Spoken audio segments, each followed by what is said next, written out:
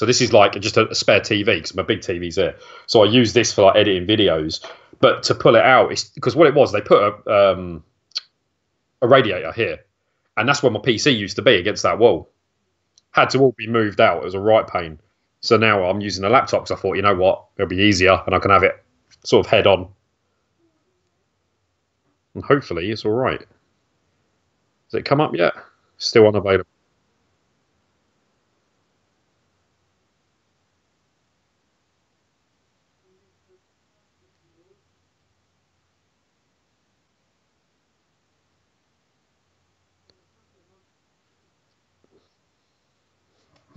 Yeah, it's not coming through on mine. Just says video unavailable. It's all good.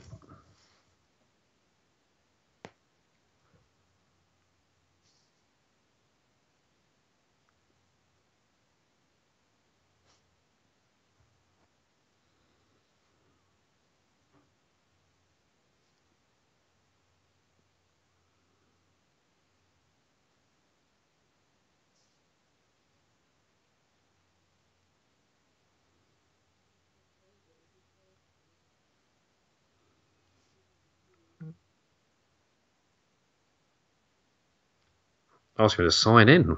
It's weird. Let's have a go.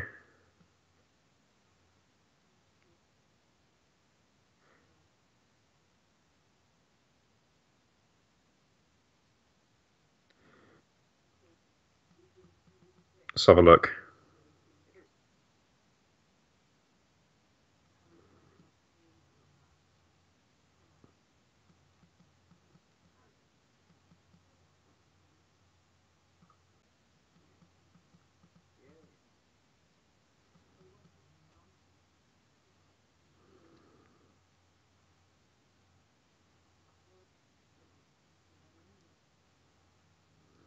The event does not exist. I don't know what that's about. It don't matter. If I look fine, then it's all good. If I'm, yeah, maybe YouTube's got a hiccup at the moment. I know it goes funny sometimes, doesn't it? And sort of see some tubers recently had videos uploaded in like 1080p, and they were coming out in 240 and wouldn't update, and they couldn't do anything about it, so they just left it as 240p. And sort of see some tubers recently had videos uploaded in like 1080p, and they were coming out in 240 and wouldn't update, and they couldn't do anything about it, so they just left it as 240p.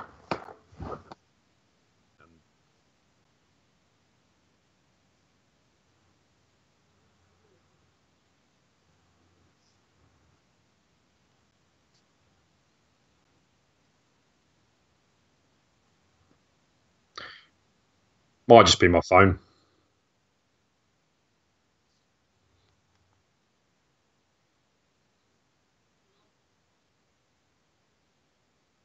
Yeah, yeah, of course, yeah.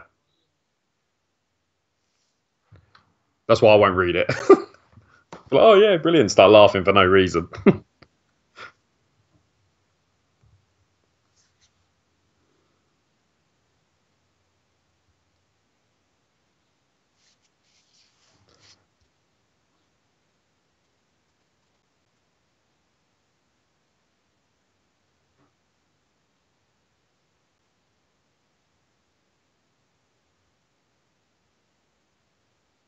Yep, that's all right. Yeah, fine. Oh, hello.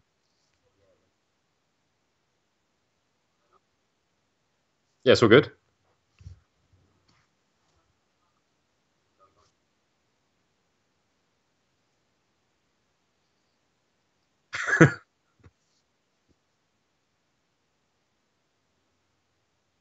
Oh, what you sneak in there?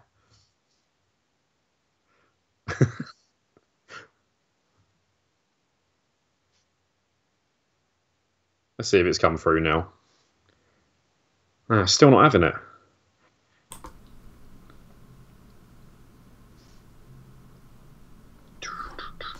Yeah, I'll drop it in Discord and see what happens once it loads up.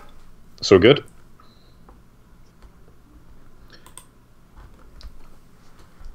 I'm on track there. Can you just say hello and wave your hand, Kev? Hello. Is that all right? I don't know, the audio seems to be out. What, for me? It's okay on this end. Yeah. You've had that a few times when you've done live streams, haven't you, where it just sort of out syncs by like a few milliseconds. Yeah. The audio is going first now, video is delayed. So I could do with delaying my stuff, couldn't I? So this time I'm saying while it gets that lyrics, it takes a little bit of time to get things set up. That's always the way. I find every time I do a stream, I just do one randomly and I'll set it up and then everything goes wrong. The Elgato just starts freezing and Yeah. just, yeah, I know that's a right pain. Alright, I'll drop the link in the Discord, see if anyone is going to jump in. Let's turn off my notifications. There we go.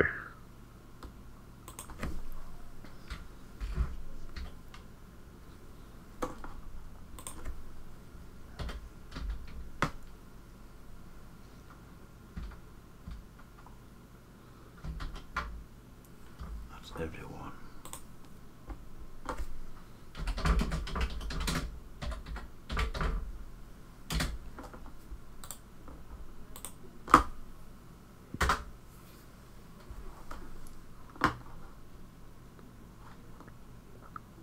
Yeah, it just says for me, the video is unavailable, like that. You can make that out. And then it just says there's a problem with the network. But there isn't a problem with the network. Let's try doing it on 4G. I'm going to try my phone now. I've put the link in Discord and I'll try on my phone. I bet there's a problem with YouTube, I bet you.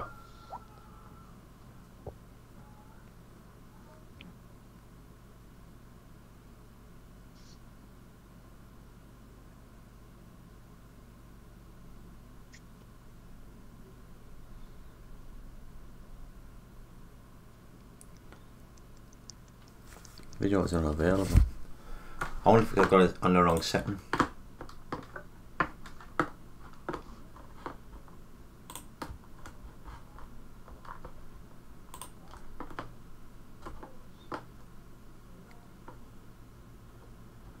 It should be on private. I've tried doing it private. It's not unlisted, it should be private. Yeah, one of my mates is watching. He said it's not loading as well.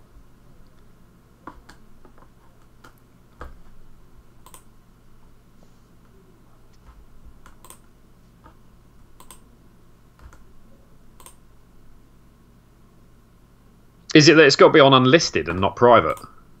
I've just changed it there to unlisted, so I'll see what happens. Because I think private is just for you. Yeah. And no one else can look at it. I'm not sure though. Maybe. Oh, it's doing something now. Yep, it's there, yeah. Right. That's better.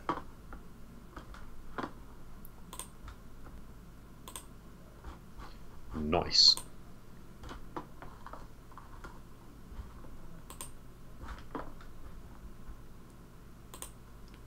Right. So if I have anyone watching, you can say hello. So can you see it there? It looks alright to me. You look alright, you look nice and centered Yeah. there, so that's your champion. Centre enough. Oh, speak again there, Kev? Hello! For some reason, Can you hear me? we synced up now. If you watch on the video, I don't know what happened there, but we're working. It's always come good. AVGN glitch gremlins coming in. Got glitches in my britches. That's the one.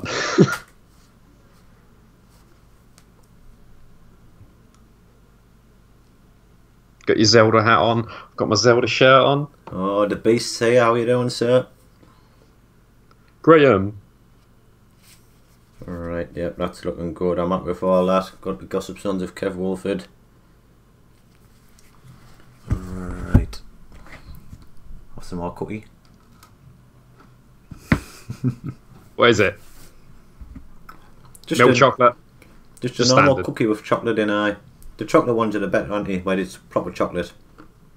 I like you get these triple chocolate ones. I just like the normal ones with chocolate. I mean, I'm a simple person, so It's a galaxy like one, I think, but it'll do. We have 3 viewers who was there before we start. Can I say hello? Hello. We have the beast.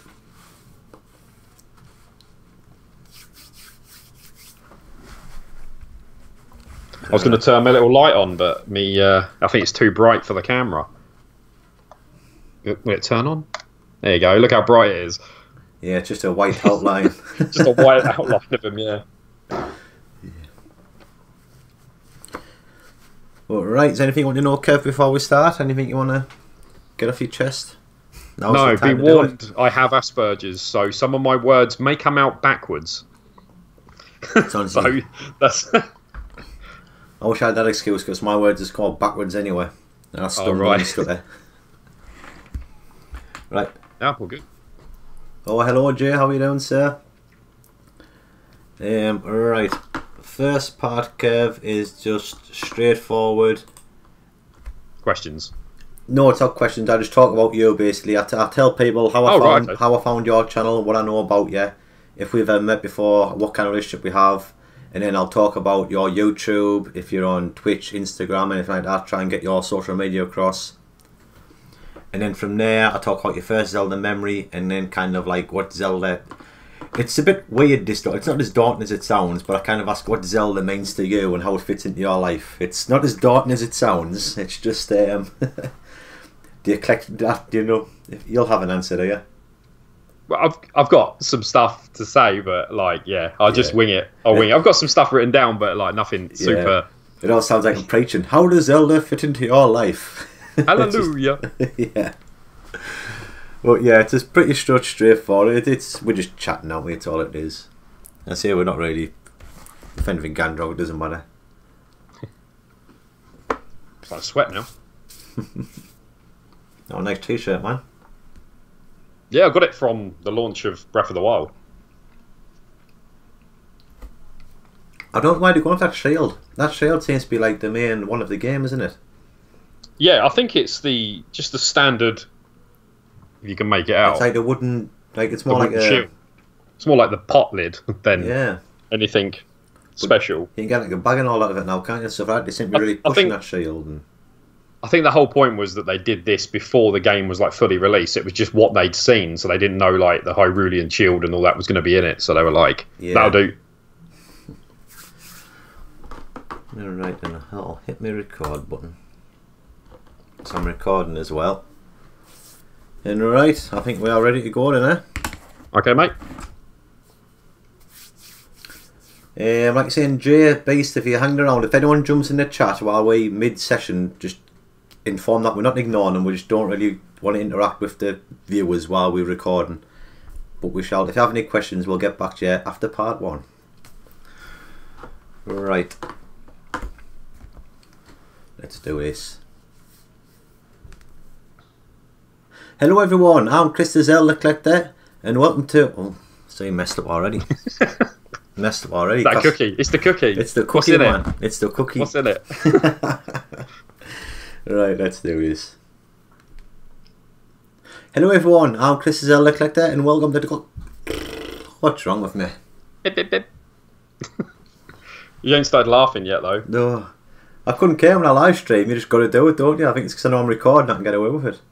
When I do my car boot videos and I'm doing bits, the intros and stuff like that, it just takes me about 40 goes. And in the end, I just like, forget it. Just put it in. Just go. Yeah. Right. Let's just do it. Like, that was Dog just come down. Dog's just come down. Yeah. He's always in your vids, Kev. It can be in ours. I'm sure he'll jump in my lap in a minute. Hello everyone, I'm Chris the Zelda Collector and welcome to Gossip Stones. As everyone knows, it's dangerous to go alone, so this is the series where I'm joined by a guest and we just talk all things Zelda. And this week I'm joined by Kevin Woolford. Hello. Yes, and like you're saying, this is Gossip Stones. It's a series that's split into 4 parts. In part 1, which is this, the first part, we're going to be getting to know Kev, all about what he does himself on YouTube and stuff like that and his relationship with Zelda. And then there was 3 more parts to follow. Part 2 will be 12 Zelda questions. Part 3 will be Kev's favourite Zelda game. And Part 4 will be a topic of his choice. But, as I said, we're on Part 1 now. And it's basically just getting to know Kev. Yeah, how are you doing? Welcome. Thanks for joining us tonight, Kev. No worries, man. Pleasure. It's I do know that you're quite a Zelda fan yourself, aren't you? Yeah, I've played, well, pretty much all of them apart from like the CDI, just because that's... I know you should play every game and get into it, but when you see it and people just badmouth it, it kind of puts you off a bit. So yeah, I pretty much played every Zelda. Yeah, like for me, does that want to play it more though? For me, that's why I want to play CDI. I don't want it to tarnish it. Does that make sense? If I go and I see the bad stuff, I'm like, oh, yeah. You see, but for me, it's the nerd effect. I think that's the word I like to use, where he makes a game look that bad. You have to see, is it real? Yeah, you know what I mean? Like it's infamous. You know what I mean by AVG again? He does these games and he makes them so bad they look good. That you want to play it. Yeah. That's exactly. The prices go up because you see him do a review and it's really bad. And the prices just shoot up and they're like, because everyone wants to buy it and play it. Yeah, and don't get me wrong, I don't know they're bad because I've had a little go of one at, I think it was a game event, North East Retro Game in Nerg. And actually Stephen Smith, doing the retro events, had a CDI set up with Faces of Evil. And you're flying on a flying carpet over the mountains of the faces, and yeah, it didn't look good. It didn't play well. I've actually got that now somewhere. It's probably up here actually. I do actually own Faces of Evil on the CDI. I've never touched the CDI just simply because they were so expensive back in the day. I remember seeing them in like was it Dixon's back in the day? You go into Dixon's and I was seeing it. It's a massive player, and I was just like, wow, that's so cool. And then they're like, oh, it's like £600 or something. And I was like, nope. Yeah, well, I think I want to look out for a broken one, and hopefully I know a guy, which everyone knows a guy. It was my last guest, Simon Locke. He's a technical wizard when it comes to fixing computers. So I think he's pretty much told us to keep an eye out for a broken one, because in his words, things are broken for a reason, so they can most times be fixed. So as long as it's not completely demolished, you might stand a chance of fixing it. So I'm actually going to look out for a very broken, cheap one, so I can actually play the CDI games. What do they go for? Like, second hand? I think if a fully working one can be a couple of hundred, but a broken one you might be able to get for under 100. Okay. So it's a chance to take, you know what I mean? So, and maybe if you get two broken ones and actually if you can fix one the first go, combine them, yeah. Yeah, so you might still be able to get a cheaper one by getting two broken ones and combining and getting a working one. Yeah. But anyway, come on, this is the start of part one. We shouldn't be talking Zelda straight away. We should be talking about Kevin Woolford 123. That's your YouTube channel. And like I said, I like to talk about this bit, how I got to know, how I found you basically. Because obviously we watch each other on YouTube and that, and obviously I've watched you for quite a while now actually, Kev. And for me, when I first found your channel, it was because of the likes of the Game Chasers and stuff like that in America. When I first started watching game hunting on YouTube, the main one is Game Chasers, and I was hooked. Of course, I binged it. I think it was up to season 4 maybe when I found it, or 5, and I binge watched them all. And when I finished it, I needed more. I needed another fix. And I was thinking there must be something in the UK like this. And obviously when I started hunting, all I could really find, there was you, there was Kieran, and who did out and about boot sale videos where you have the camera. And then there was the likes of Tootie who did actual pickup videos, and I think that's kind of where he talks about it. And Kev just does pickup videos and he talks about his day at the boot. But you actually had a camera going out to the boot sale, and it was the closest I could find to the Game Chasers in England, if that made sense. I think it would be a lot. For me, if I lived near Kieran, we'd do a lot more co-op episodes. We've done a couple in the past, and then you can have the banter and you can mess about, and you get through the episode. But we did a challenge a while ago, where we did the, Cowbunga collectibles. You heard of them? Yeah, I think they did a challenge where they spent like a tenner, and we both had a tenner, went round and bought what we got. Yeah, I remember. But it's the Game Chasers I discovered, same as you, I reckon, probably like 2 or 3 seasons in, and I just binge watched it all. But this was like after I'd started doing it. Yeah. So for me, I was speaking to Kieran. We got to know each other through eBay. I sold an item, and he was like, his name come up, Kieran Cox. I was like, are you on eBay? I'm on YouTube. I've seen you. And he was like, yeah, that's me. So I was like, I sent him a load of goodies in the post. And then we got chatting, and he was like, oh, I do these live car boot things. And I was like, oh, yeah. And he's like, you should try it. And I was like, well, I've got a camera. And then back in the day, I had my hat and one of them Call of Duty head cams. Like they have the territorial sort of things. And I whacked it on, filmed it. The quality was bad, but it's kind of worked, and people started watching it. So it progressed from there, and that's it, really. Just got addicted to doing it. Yeah, like obviously that's why I found it is in because obviously I talk to people who don't really watch as much YouTube as me, and I tell people about different channels. And I tell people about your channel as I'm telling them about other people's, and it is a bit kind of like, I don't get it, Chris, because they don't even like boot sales, but I love boot sales. What, you're watching someone with a camera strapped to their chest walking on a boat sale buying stuff? It's like, yeah, why? That's just because it's incredible. It is. It's just, I think, because I get as excited as you are thinking what's on the next stall, what you're going to find. Are you going to find a bag full of NES games on the next table? Or are you going to find a N64 or a Super Nintendo? And it's just the thrill, I think. And I think that's why everyone watches it, because they get great viewing numbers, the boat sale videos, don't you? Over the course of, since I've been doing them, some are on like, I don't know, maybe 40k and stuff like that, which is pretty good. And the thing is, like I said, I don't go for myself. Like, I'm at that point now where I don't go because I want to go. I go because it's the excitement of what to find and to show you guys. Yeah. So when I'm watching other people doing the same sort of thing, and it's like, what's in the box? You don't know what's in the box. You just could be rummaging, and then look, off like that time I found a Game Boy and loads of Pokemon games and everything. And the lady's like, you can have it for a couple of quid, and you know, the NES with like 20 games for £20. I was just going to bring that up. Obviously, we'll get it in a moment.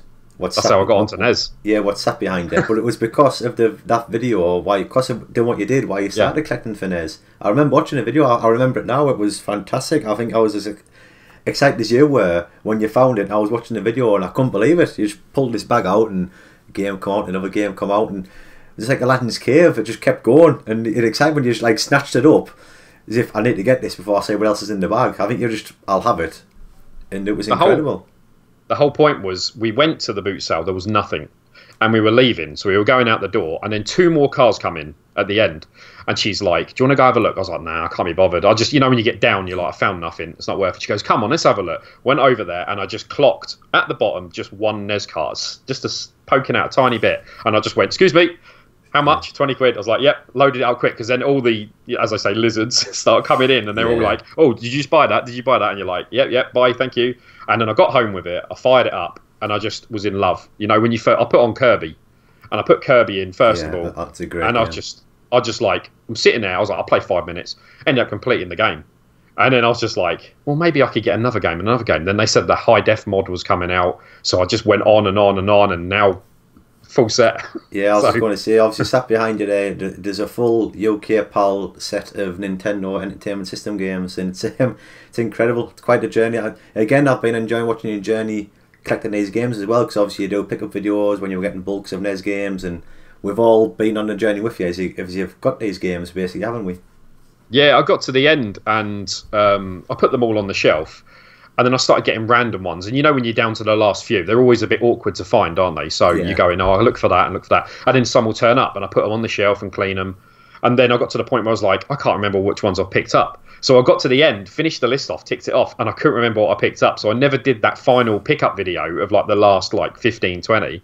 So the next video would obviously be a full look over the set. Yeah. And what, you know, I'd probably say, you know, what's hidden gems and things like that. But yeah, amazing. That's the UK, Italian and Australian exclusives. So it's the whole PowerA. Wow. It's quite the achievement, it really is. It's an awesome system to collect for. I mean, yeah, like, there's so many good games. You've also upgraded you actually have a high def NES, as you were saying, and all, don't you? So you actually have the best output. You have two. Yes. I've got the high def, I've got the PAL top loader, which only came out in Australia, which had imported over, and that's got the high def kit on it for 1080p. And then I've now got the AV Famicom because I want to get into Japan games. So there's quite a few I've looked at, and so it's an addiction. You start, you know, it's a gateway drug. You get in, and then you're like, well, what about the Japanese? What about the American ones? Never ends. Yeah, well, I must say, I'm nowhere near you. I think I'm up to about 19 NES games, and I've said I'm not going for a full set, but I'm not going to not stop collecting, if that makes sense. Yeah. So if I get there, I'll get there, but I'm not saying, right, I'm going for a full set of NES games, but I'll just casually buy, and if I ever get there, I might put them. Who knows? But I do love buying for the NES. I really do. I love bringing them home, because there's that many that I didn't know as a kid. I love coming home for a new game and trying it out and seeing what the game is. It could be, because sometimes I do like getting the ones that I know of, but also like buying the ones I've never heard of. So that's what I did. I'll go to an event and I'll buy 3 or 4 games. That's maybe £5 each, £4 each, and just unknown. And I love bringing them home and just giving them a try and seeing what you like. I think a lot of people, they go into a collection sort of thing and they go, oh, I'll go for the top ones first because they're going to be the most expensive and get them out of the way. But I was going for the ones I wanted to play the most. Yeah. So I was like, I want these ones. I know they're good. I'll give them a go. And then I saw a new one and I was like, oh, that's interesting. Then you go on YouTube, type in, have a little look at the review and you go, that looks cracking. Then you grab it, play it yourself. And it's like being a kid again because it's a brand new game you never had as a child. And it's just starting from scratch again. And yeah, there's nothing beats it. And then when you just go on for 5 minutes and then you sit there for 3 hours, yeah, can't beat it. Yeah, and all that started from the boot sale. Yeah. Exactly. If I never went to that boot sale, then there probably wouldn't be a set there. I don't know what else would be there. Could be. Yeah. You never know. Which I'll just say that because obviously we might have viewers who are from other parts, other countries. When we say boot sale, it's like a flea market or more of a. I think they call it flea market. Yeah, or a garage sale in America. It's basically just a big field. Cars pull up, open the boots, and set up a table, and then you just sell all their second-hand items. And then people just walk around and buy them. But it's literally a field and there's rows and rows of cars with tables set up just selling their second-hand stuff. And for retro collectors in the UK, it's one of the main places to go because people's getting their old dusty computers out the loft, out the attic, out the cellars or basements and places like that and selling them. And if they don't know what they have, you can be getting some fantastic bargains for low prices. Don't get us wrong with the smartphone nowadays ruins a lot of bargains because even now they're getting the pricing things as they're putting them on the table so they know what they're worth. Yeah. But it's and Kev, that's what Kev's main videos are about. Is he has a camera, a GoPro, and he goes to boot sales and he just records himself looking for these retro bargains. Yeah, it could be anything. Yeah. You never know what you're going to find, and that's the best bit about it. And when you go, it's just. You see a table when you'll come up and they'll be like listed up £30-40 a game and you're like, you don't even look. Yeah. And then you go to another table, you see some games and you're just like, oh, there's no prices. How much? And they'll be like 50p and you're like, seriously? Okay. Yeah. Yep. Load up quick. It's good. Yeah, but obviously I said that's some of your main videos, but since you've done you got your next collection, you do a lot of live streams and all, which I do enjoy watching because you actually play the games you've got in your collection now. I mean, which game did you just finish? Was it the other night? Was it Rockin' Cats? It's called. Yeah. It's up there. Okay. Yeah, Rockin' Cats. It's not a PAL A game. It's a PAL B. But what I like to do is when I buy new games, I play them. But then when I get a new game that I know is pretty good, I save it for a stream because then I can play it live and be like, yeah, this is decent, and you get my first impressions until you got to the end of that level if you want to watch the video, and then it just continued the game and it went into nightmare mode because the controls were absolutely shocking. So yeah, great game. Just don't continue at the end. Just turn it off when it says game over, finished. Yeah. But that's what I like because about the NES, you can pretty much do them in one stream, don't you? Most games you kind of do in one stream, and it's great watching. It is because you're quite the gamer. You are quite good at gaming. I will say that, Kev, because some of the jumps and the memories and the stuff, and obviously NES games are pretty much just memory and reflex, aren't they?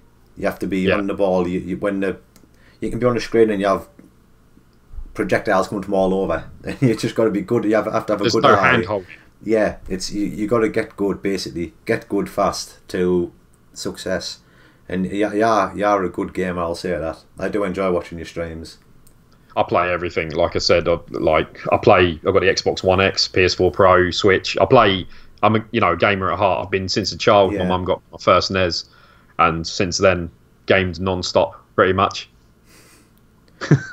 My addiction. Well, I was going to talk about that next. Kind of like your evolution through gaming. How did you start and how did you get to where you are now? Because you seem to have gone full circle. You started in there, or maybe you did or you didn't. But I do know you do own all the modern systems. You're not just a retro gamer, you do own I play everything. So when I was about, I can't even say the age, I can't remember. I was tiny, and my brother come in, and he lived with me when I was about 2 maybe. And he came in and he had a Pong machine. And I was like, I'd never seen it before. I'd never seen any gaming things. I'd never seen anything like that. And he was like, have a go. And I was playing it. He was like, that's amazing. And he's like, you can keep it. And I was like, brilliant. And next day I got up and went in and it was gone. I was like, where is it? And he's like, oh, I sold it to my mate. So I was like, brilliant. So anyway, I was gutted. My mum saw that. So anyway, it was like a couple of years later, the NES came out and she saw it in the shop. And for some reason, she bought me it. I never asked for it. I never asked for presents at Christmas. It was a case of I just got what I was given. So this NES come in, and I got it. Mum set it up, of course. I had no idea what I was doing. and we plugged in Super Mario Duck Hunt. And well, I had this old TV, and at night I used to turn the sound down because obviously I didn't have the sound on, so I turned it off because I was little. When I lay in bed and fall asleep watching telly, and yeah, we're playing the game, and I was like, I couldn't believe it. The game is so incredible. Nothing like this ever existed. And then one day I was like, I went to watch TV, and the sound wasn't on. I was like, hang on, maybe the game's got sound. Put it back on. The Mario theme, and I was like, this is incredible. I've never seen anything like this, and it blew my mind. And since then, if my mum never bought me a NES, I probably wouldn't be a gamer. Yeah. But I've played. Yeah. There's a lot of basically everything in the UK that's come out. I've had to go on, bar the £600 systems that used to come out. And I've always, at Christmas and stuff, and when I got older, it was like, can I have a Game Gear, can I have a Master System, can I have, and just moved on. And even when I was older, towards like 14, 15, I was like, well, I've never tried a Spectrum, can I have a Spectrum? And, things like that. So I've been hooked ever since. Yeah, so you've had to go on most things. Yeah, pretty much. So obviously, without the NES, what would you say is your favourite system? Which one hooked you the most? Or would you say it's the NES? Excluding the NES. Excluding the NES, because obviously... Probably Super Nintendo as well. That's Super Nintendo was like when you had the NES. Exactly, that was it. It just went big. It was like nothing like it. There was nothing like it. And of course, the Mega Drive came out, and you had what I liked as well was I did play both, but the way it worked was I had a SNES, my friend had a Mega Drive, and what we'd do is swap. So we'd play our games, he'd play his. One day he's like, do you want to swap? Okay. And we just swapped the whole systems. And my mum used to go crazy. Don't start swapping stuff. And I'm like, no, it's all good. It's my mate. And then, I got some games like Aladdin, for instance. They came out, and it was different on the SNES and the Mega Drive. So it was a new game. And things like that were really cool back then. And I really enjoyed the game. So, yeah. No, but for me, I must admit, you do take pretty much any game on the NES. It was a major improvement on this NES. I think nostalgia for NES, but if you think about it, just Mario alone and Zelda and everything, it's just punch out the Super Punch Out. Everything just saying it did get just a massive upgrade in it. It was huge at the time. Yeah, nostalgia for the NES, but for me, my heart is with the Super Nintendo. I do absolutely love it. I love NES games, like Mega Man 2, of course, stuff like that. People made them on the Mega Drive. They did the compilation, and it's not as good. So if you want to play the best ones, you go back to the NES. Even these new ones that come out on the Xbox One and things like that, the NES is the way you want to go if you want to play the best version of like Mega Man and things like that. And your Castlevanias and stuff like that are all good. But the Super Nintendo was just like mind-blowing, the difference, with the 3D effects. You get the Mega Man X and you get the Super Castlevania. Oh, yeah, everything just got the word Super put in front of it, and it really was just super. It just did upgrade it. Yeah, it was massive difference. Yeah, so on a modern game, and what I actually seen a post on Twitter for that recently. This modern gaming convention. What's this word, modern game? It should be just gaming, isn't it? There is this. I think it's just older generation of people. For younger, it's just gaming, but for us, seems like we do retro and modern. Retro and modern, yeah. There's this modern gamer term, but as for a modern gaming, what's your system of choice? See, I've got the Pro, I've got the Switch, and I've got the One X. I spend most of my time, pretty much 99% of my time, on the Xbox. On the Xbox. But you got the PlayStation for the exclusives because I like them. The exclusives are always good on PlayStation, but now the X is more powerful, so all the third-party titles are better on the X. So it's sort of moved over. So it's third-party on the X, first-party on PlayStation, and first-party on Switch. Yeah. So yeah, my X just gets hammered like every night, probably like 3 hours a night at least. Yes. Hooked. So I think it was me. I probably would go PlayStation because I do like the exclusives. Horizon Zero Dawn looks incredible. Is Spider-Man exclusive to PlayStation? Yeah. Because that looks incredible. It'll be out by the time this has been broadcast. But yeah, that looks so incredible. Yeah, it's teasing us into the new gen. I don't all have is a Switch and everything else is retro in this room, but the new Spider-Man game, it's calling us. It's a huge leap, compared to old games. You remember playing the PlayStation 1 game? You must have played that, and being like, "Wow, look at this! I could swing through the cities. It looks incredible." Yeah. And now you can swing anywhere. You can climb to the highest building. You can do anything, and it's the closest you get to actually being Spider-Man. Yeah, it looks. Spider-Man's my boy. I love him, and then that just game is calling my name. yeah, and they got the system as well. You're going to grab that. Why that's what's getting us, Kev. It just looks incredible. It's just the red with this. It is. The logo. It's really calling my name so much. Treat yourself. Treat yourself. Yeah, treat myself. I think I'll have to sell off my collection to fund it. It's not cheap now, is it, gaming? No. Right, so that's pretty much showing your gaming. I say now we'll jump on us because you have Instagram stuff like that now, don't you? You enjoy posting on Instagram. It's more pictures of your NES games at this moment in time, isn't it, and stuff like that. Back a long time ago, it was stuff about my car because I used to do my car and do car stuff on YouTube, and it got a lot of hits. People used to know me, so you go to car meets and people would recognise you. Then obviously I got into the gaming, I started posting pictures, and then it got to the point with NES games, and I was like, I'll just take a picture, like this is the latest game I've got, and I'll say a little bit, this game is this, and the other. And it just moved on from there. And now I start finishing games live. I like to take a picture of the start and the end screen to show that I've done it. And then, it's not on an emulator because it's 1080p. It's on the hardware. So you get that clear image as well, and you show it on there, and you just like it's like a kind of like a trophy at the end. Especially if you finish a game like Ninja Gaiden. When I finished that, or Batman, Batman when I was on that. Yeah, when the rage was gone, it was out of the. But once you finish it, that feeling is just beating a NES game. You're just like, come on. When you beated Zelda 2, completed it. Yeah. Just like, yes. And you can't beat that. So, I put stuff on Instagram. Yeah. That's it. Right, so, I think we shall jump over a little bit of Zelda talk now. Same as what this is a Zelda podcast after all. It's what I claim it to be, Gossip Stones. And it's basically what I like to talk about is what is your first Zelda memory, Kev? For me, I had a NES at the beginning of my childhood, and then I got one later on. I basically sold. With systems, I used to sell them on and move them on, and then get a next system up, and then trade it in and get the next system. So I was on to the Super Nintendo at the time. I never knew about Zelda 1 and 2. I didn't know anything about them. Same as me. Super Nintendo was there, and my friend had a Super Nintendo at the first time I saw a SNES. And I went around his house, and he's like, I've got this game, Legend of Zelda. I was like, oh, okay, right. And he put it on, and I just sat there, and I ended up sitting there pretty much about 8 hours just watching him play it. Like that's my story. Because he was playing it, because I would have played it, but it's his gameplay, so you don't want to take over from him. It's his story.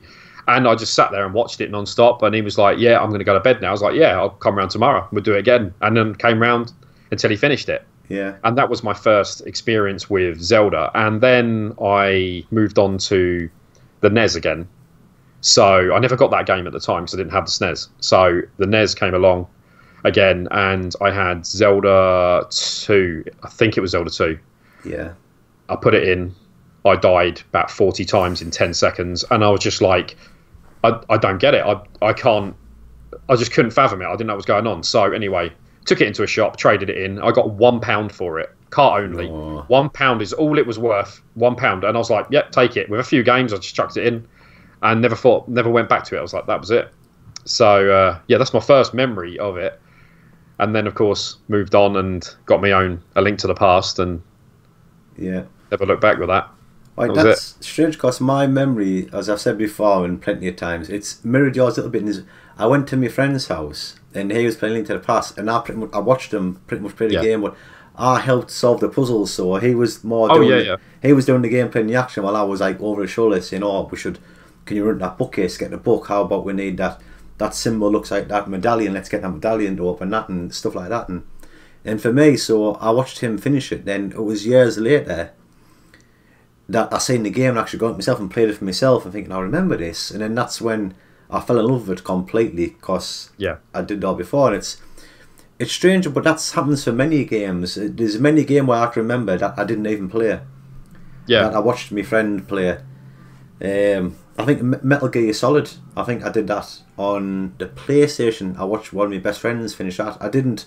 In fact, it got to the point where I used to go around his house on a night just to watch him play, and he would wait for us to turn up because I was that hooked on the storyline, and I would watch him play and do the storyline, and it's great when games can hook you like that, where you can have just as much enjoyment by watching it being played as you do when playing it. And I think that's what Zelda does, because The storyline's fantastic. They have the puzzles to keep you hooked in. Everyone can get involved.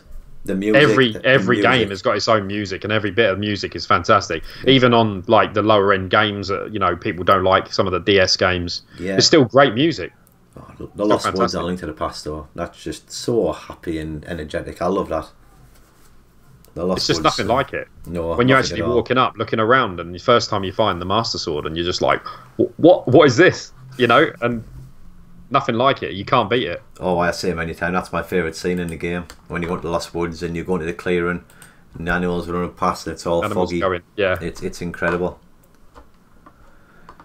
Right, and probably one of the last questions for this part. The most daunting question of all. It's not as daunting as it sounds. But what does Zelda mean to you, Kev, and kind of how do you incorporate it into your life? Does it kind of when someone mentions The Legend of Zelda, what does it make you feel, and how does it? I mean, and it's hard to answer, to be honest. I think for me, it's a true adventure. When games say they're an adventure game or an RPG game and stuff like that, it's very hard to say you're actually having an adventure. It's more of like you're just being dragged along and with these cutscenes, and there you go. Whereas this is like, here you go, freedom.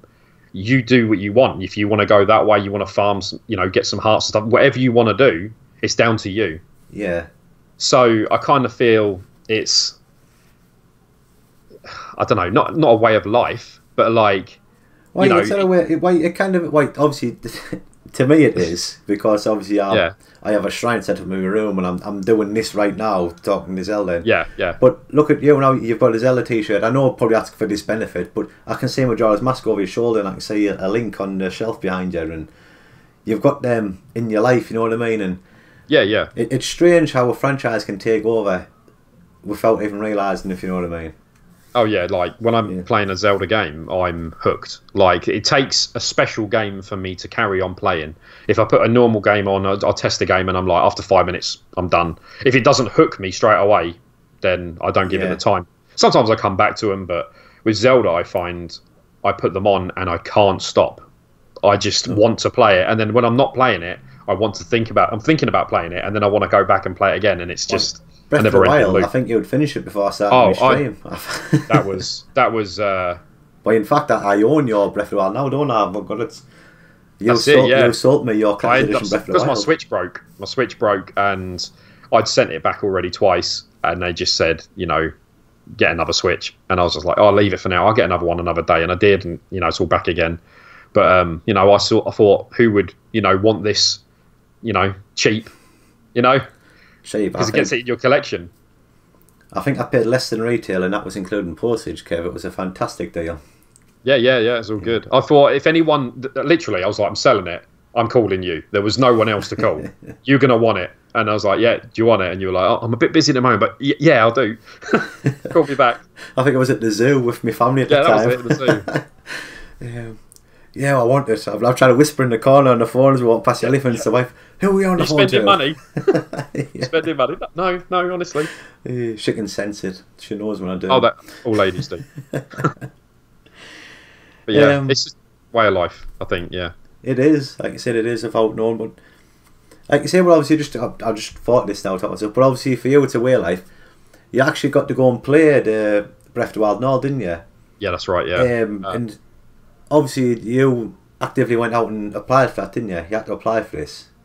It was basically I was on the Nintendo group, and they were saying, right, there's this event coming up. It's in a few places in the UK, and first come, first serve. And I was waiting, and the moment they came up the tickets, I was like, right, that's it, I'm grabbing. And I grabbed 4 tickets. I was straight in there. I think it was 4 or it was 2 and 2.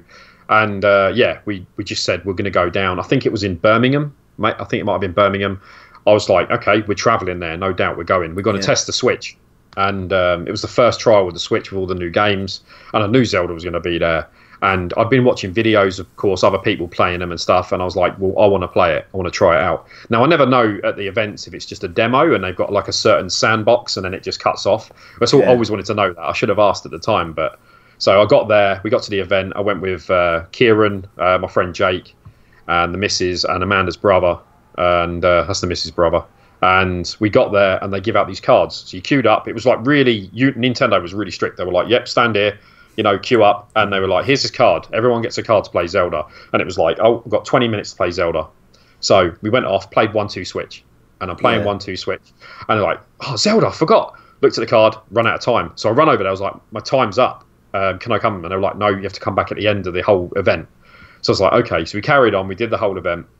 Come back. And what they did was they took the cards off you, like I said to you before, and they tore them up, threw them in the box. And then you could play the game. So I sat down and played it, but they didn't take my card because obviously I was late. So they assumed I wanted a second game. Played Zelda. I was loving it. Just, yeah, like you do. I was just looking around like in awe. And then come off it, and I was like, yeah, we'll finish the event, and went home. And I got that card, and I kept it, and I was just like, yeah, I'll keep that. It's, you know, a good memento. And then, of course, one day I was like, I'll send some stuff to Chris. Yeah, did. And I thought, who would want this card more than me? Because I know if you got something like NES related, and you were like, this is something special, you might think, oh, I'll keep it. But if you did want to get rid of it, you'd probably go, oh, I'll hook Kev up. I wish it was at hand, just so I could show people. It's just like a little, like a business card, isn't it, with Zelda and the time on it. Which is something that got destroyed. So it's technically, what would you class that as? What would it be? It'd be a rare piece of merchandise, I suppose. I don't know. But there won't be.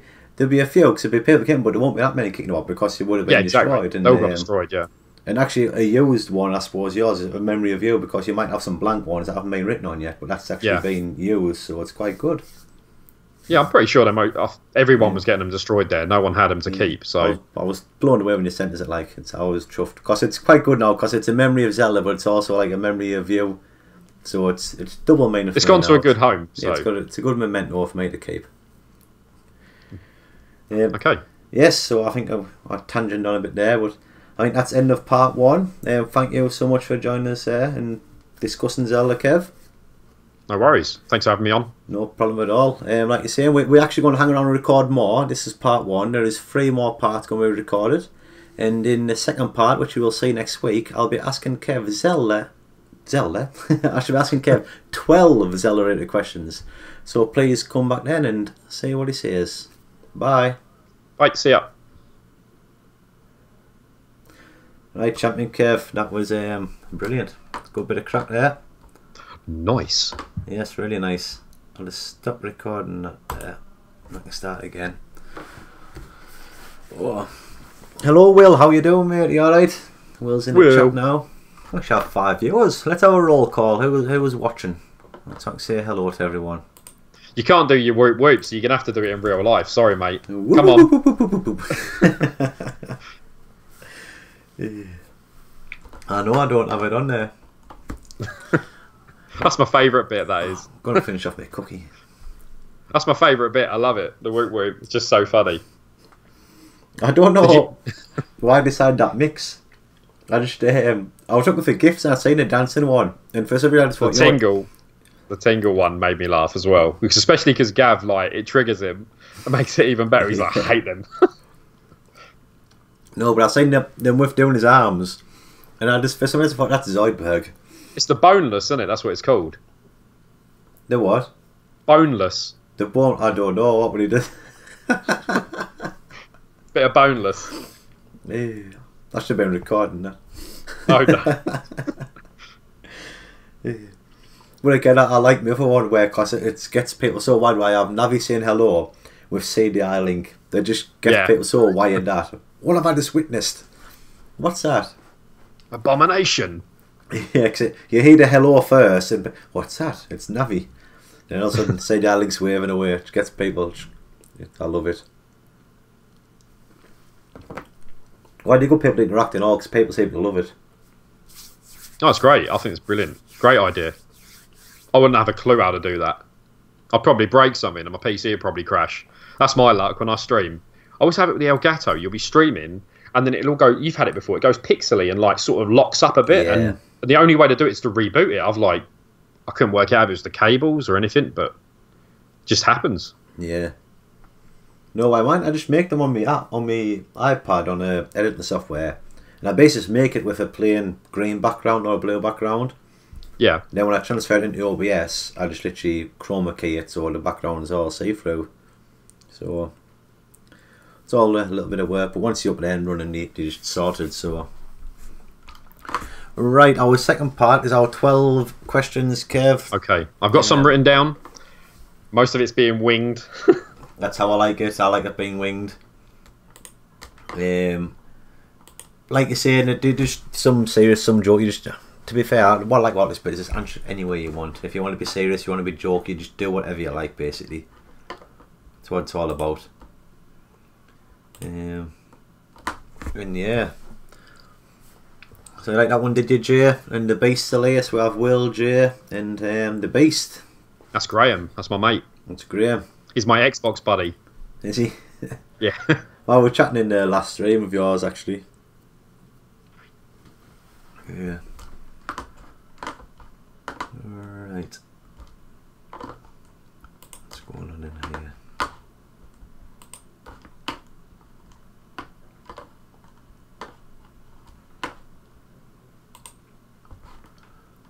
Alright. Is everyone ready to go? Does everyone want to say anything before we start? Will, Jay, Graham, this is the moment to talk before we start doing again. While I'm finishing my cookie. That's it, smash the cookie.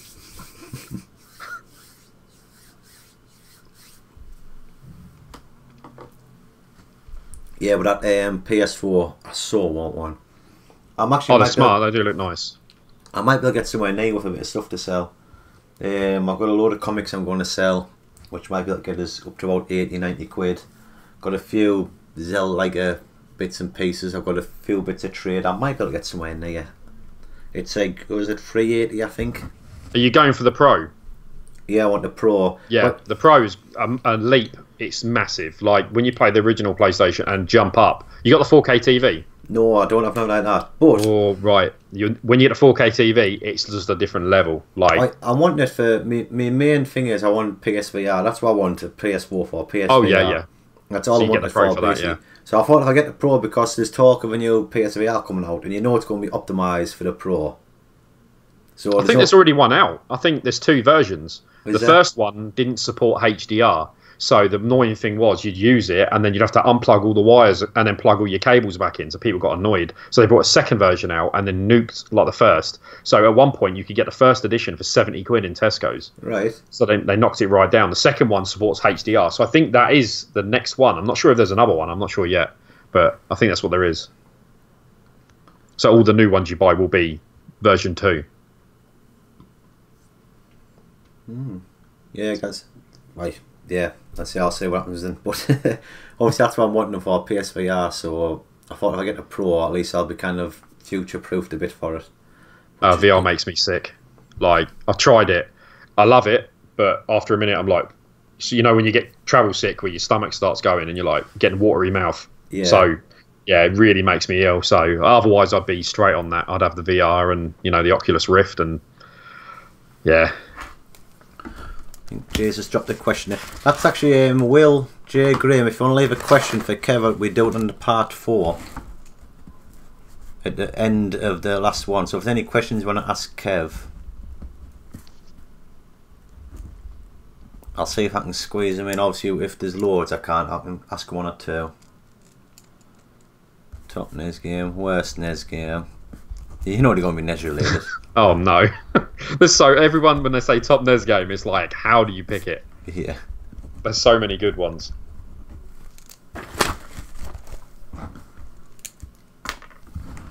Alright. No, because the thing is not, I'm on about selling stuff. I've got a spare Arthritis Rental Wind Waker. Oh right, okay. I've seen this before. I'm holding it on camera.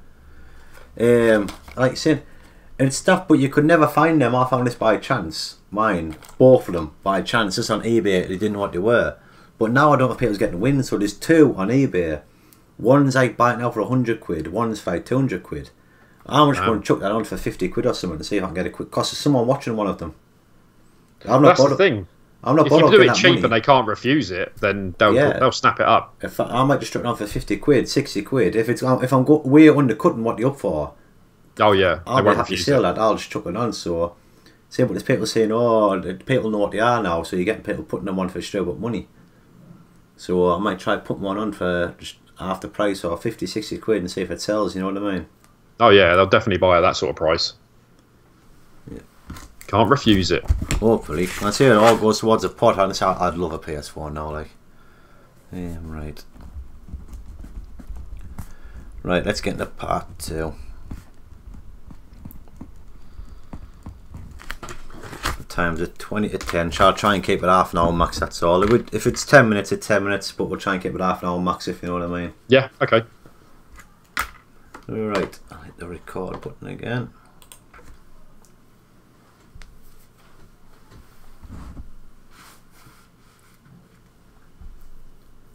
Oh, we have Neil in.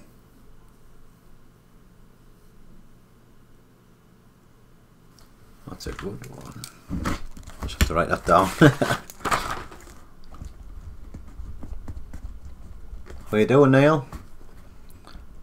I'm just about to start so I can say hello. Right. Let's get this on. Hello everyone, I'm Chris the Zelda Collector and welcome to Gossip Stones. Everyone knows it's dangerous to go alone, so this is the series where I'm joined by a guest and we just talk all things Zelda. And today I'm joined by Kevin Woolford. Hello.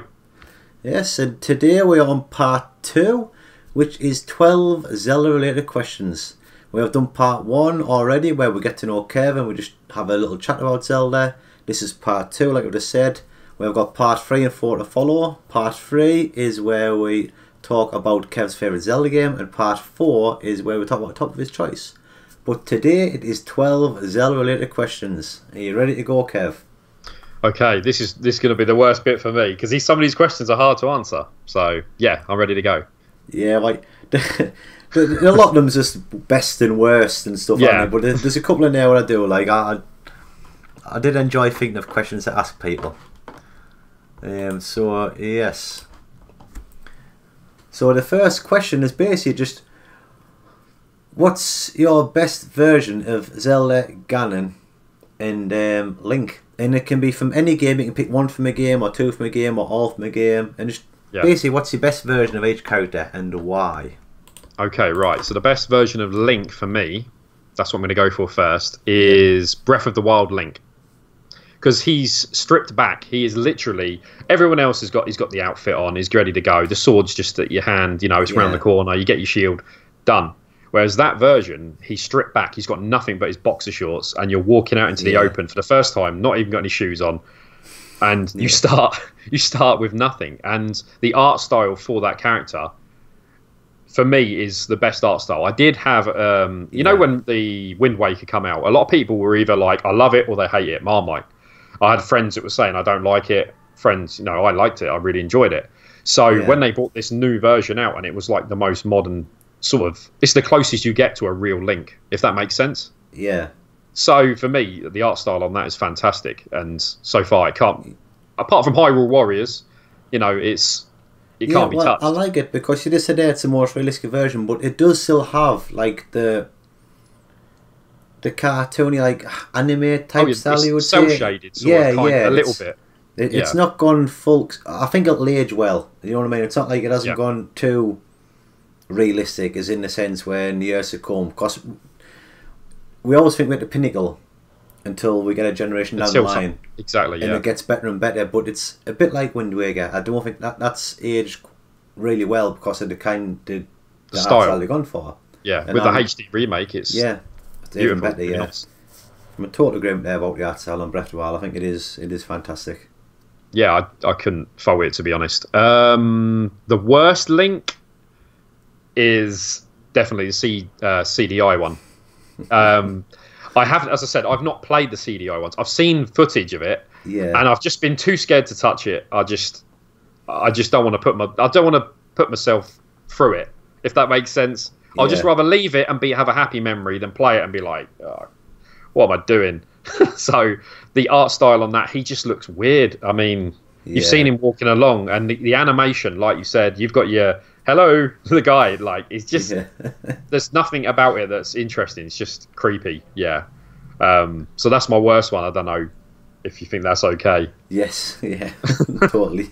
I couldn't. Out of every game I've played, every other one has suited the style. That one it's just like There's like the top tier, the AAA, and this one's just like made by some, random Chinese developer who's just said, "Oh, I've never played a Zelda game before. Let's chuck in from what we've read on a book." And it's you have your chart at the bottom, and that bit's like it's rolled up on. It's not even there. It's like just rolled up along the bottom and chucked off the side. It's not even part of the list, is it? Yeah. Right. So I know Simon, who was in the last one, isn't going to like this, but the best Zelda for me, Ocarina of Time. Yeah. Because of the double life. Because it's like, oh, help me, I'm innocent, and I'm captured, and then the whole thing of I'm Sheik and I'm a badass. Yeah. If that makes sense. And for me, totally. at the time, that was like, he said he saw it coming. I'm a simple guy. I was like, what? It's you? I didn't see it, and that was brilliant for me.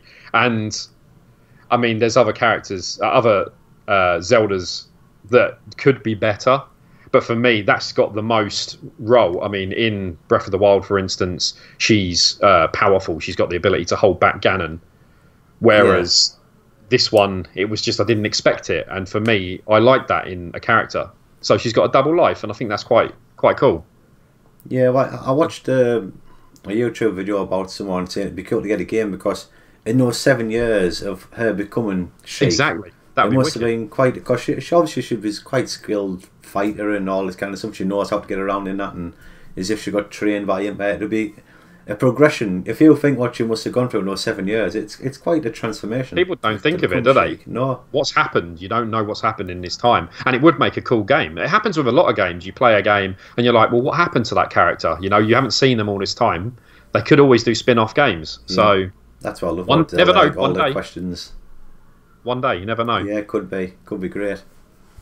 Right, okay. Worst Zelda, CDI again. that is the creepiest. The animation that she walks, the whole awkwardness, and I can't think of anything worse. Every game I've played, nothing comes near that cringe when you see it. So I know that's a simple answer, but yeah, that's just awful for me. I can't stand it at all. What are we up to now? Ganon. Is that the next one? That's Ganon, yes. Next one. Right, now this is going to be weird because it's Zelda 1.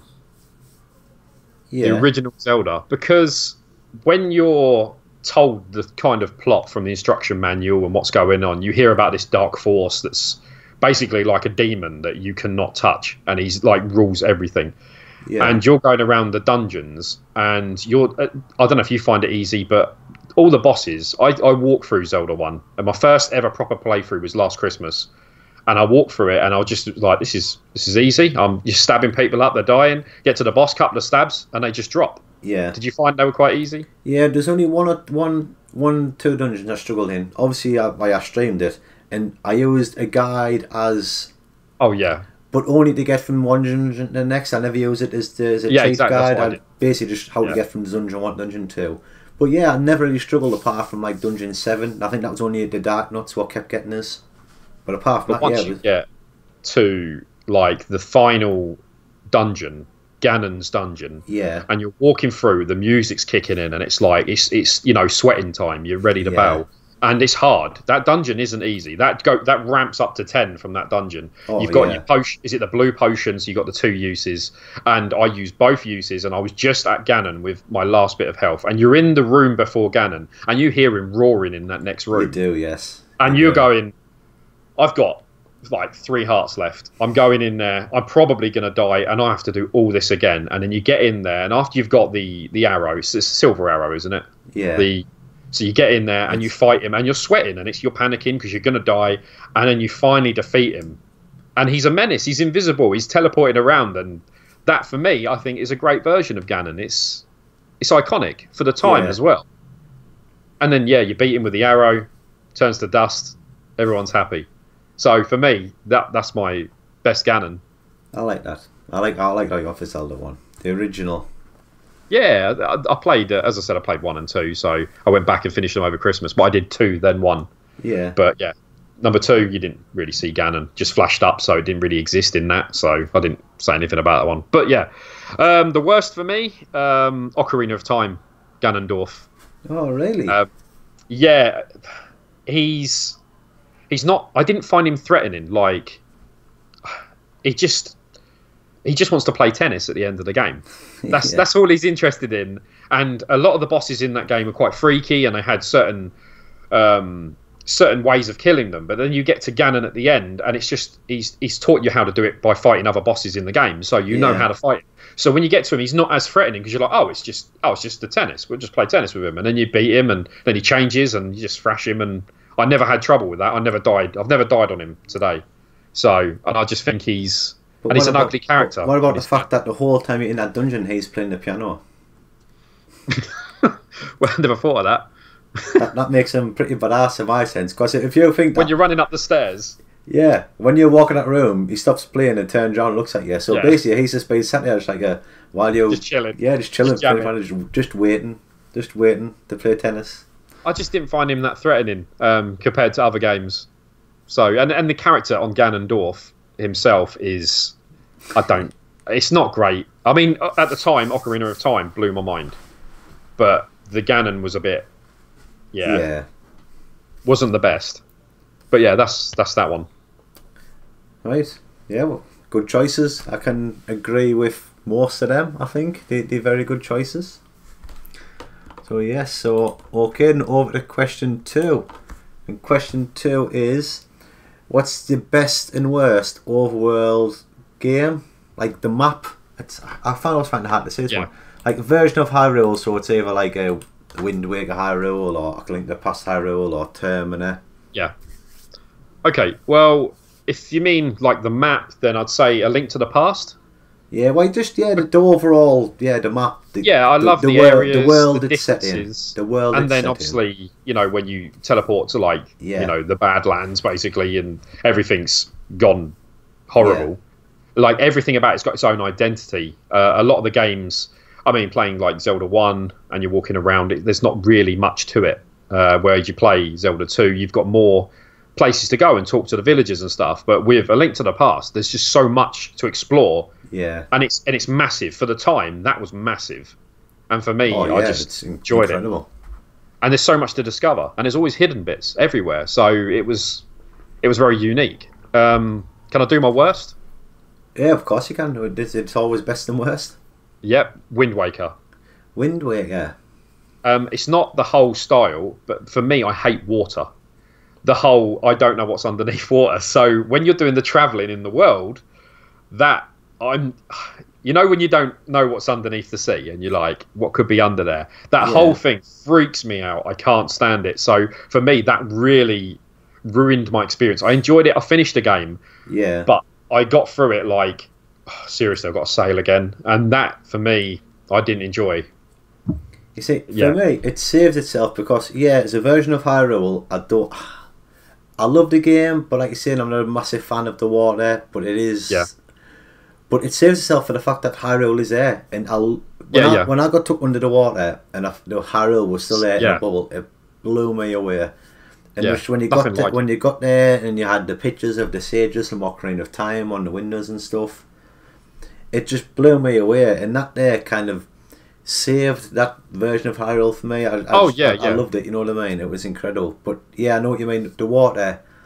It was too much. I remember hearing about it now. I don't know if I was excited about it, but when I did play it, I did love it. I did fall in love with the game. I enjoyed the game, but the water for me was more of a chore that made me going through the world a lot more tedious. I just wanted to get on with it. I want to, get into the action, and I was just sailing across the sea for so long, and then it's like at the end you've got to start diving for pieces of Triforce and things like that. Yeah, you remember that? And I'm like, I'm not enjoying that. It was a bit tedious. So that creeps me out. It's a bit boring. Yeah. Sorry, I know it's a good game. No, definitely. But yeah. Okay. Right, okay then. So the third question. This is a bit of a one I like to ask.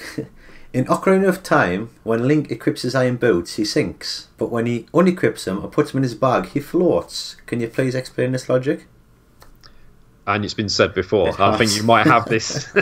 It shrinks down to magic because you're in a magical world. The items can shrink, so when they're, little tiny Pokemon, you could lose them, lose the boots. I got to go find them, but put them in his bag, they shrink, and that's it. But with games like, for instance, Resident Evil, they've got a rocket launcher, and then they equip it. It's gone. and it's where is it?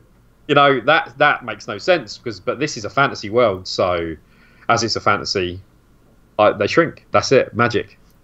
Yeah, well, I'm going to start taking the Zelda cartoon out of canon. I don't think they can use an excuse. Yeah, that was it. Yeah, I used to watch it back in the day. I want more thought out, ridiculous answers. I don't know I couldn't know what else to say.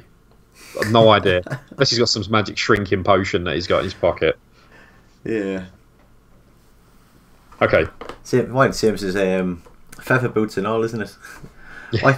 Yeah. That's the whole point. I think logic of that question is why I ask it, because obviously it shrinks. But again, right there, to make that question more real, then obviously we love Ant-Man, we love the film, but when they shrink, they still keep the same density, so it'll still weigh the same. That's what I thought. Yeah, when they shrunk, if they're like, I don't know, 50 kilos, once they shrink down, they'll be 50 kilos but this big. Yeah, so if he has them in his bag, he should still sink. So it's as if he's not having them on his person no more.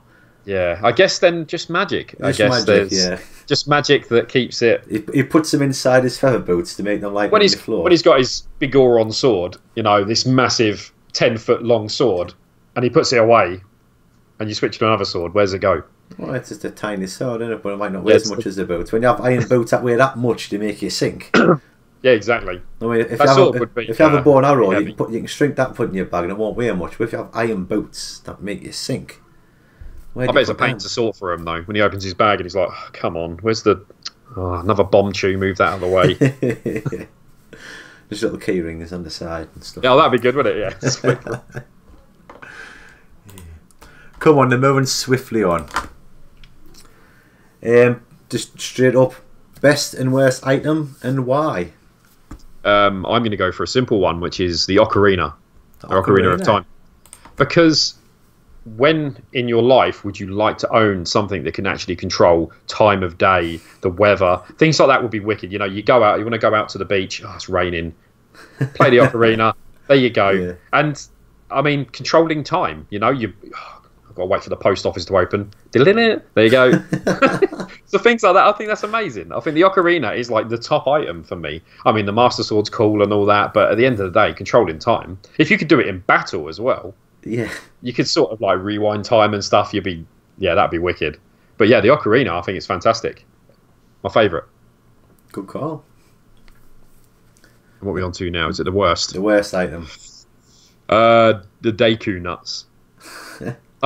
They're just the nuts. Moment you get them, you just slam them on the floor like them little kid poppers. You know what they get in the little cardboard boxes. And that's it. And then once you get them you're just like, right, I'll never use them again. I find you can use them on the spiders and things like that, but you just wait for them to turn around and stab them. So it just feels like they're a waste of time. Does that make sense? It does make sense. It takes a slot for nothing. Did you know that you can actually damage Ganon with them? No way. I didn't know that. No, apparently I don't know if it's something that's just been out.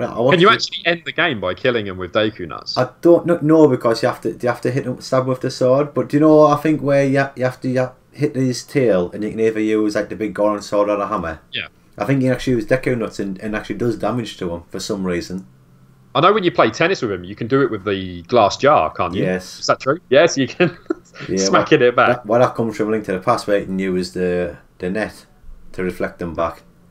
So I don't know if it's some glitch in the game or if for some reason. I think they probably just left. It might be a Breath of the Wild thing where they left stuff in them and just like, figure it out. If it works, then it works. So yeah, well, I think on enemies though, it doesn't hurt on enemies. I think it stuns them, but it doesn't. It actually does damage to Ganon apparently. So I don't know. Oh, I didn't know. I never knew that. That's incredible. Yeah, well, it's only recently I kind of found out as I do me late night Zelda reading, as we all do. I reckon. Do we not? Do we not?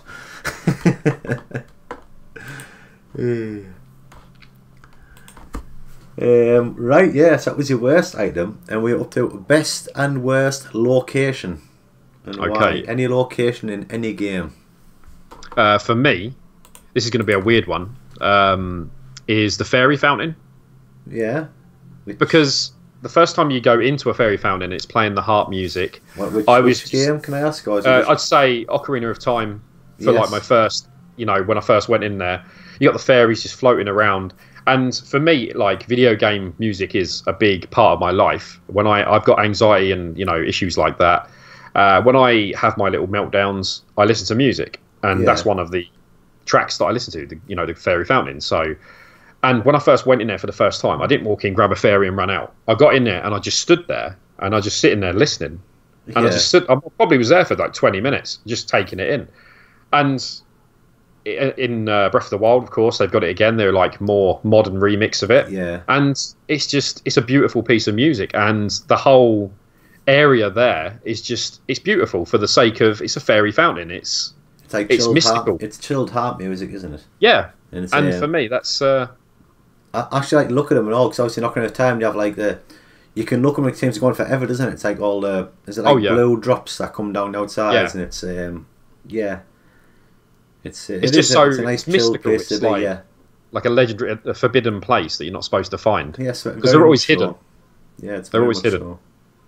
But yeah, what's next? Worst location, the Water Temple, for me. Yeah. Is that classed as a worst location? I'll take it, because I just recently did it, and my God, it nearly finishes off. I played Ocarina of Time tons of times. And every time I've played the game, knowing that's there, not in the 3DS one, but in the original N64 time, every time I went on it, that's in the back of my mind, like, I've got to go to that temple, and it takes the pace down so low. And it's boring, it's ugly. I know that there's water everywhere, I like the mechanics, but it's just so boring. I was going to say, but I remember everyone says it's bad, but I don't remember it being that bad. So I went in just expecting to have a good dungeon. For some reason, everyone's calling it, and tedious. Yeah, it's the last third. There's a key you can't find. Backtracking. Then you go under and you can't find the key. Then you have to get every other key. And then you have to go and fight.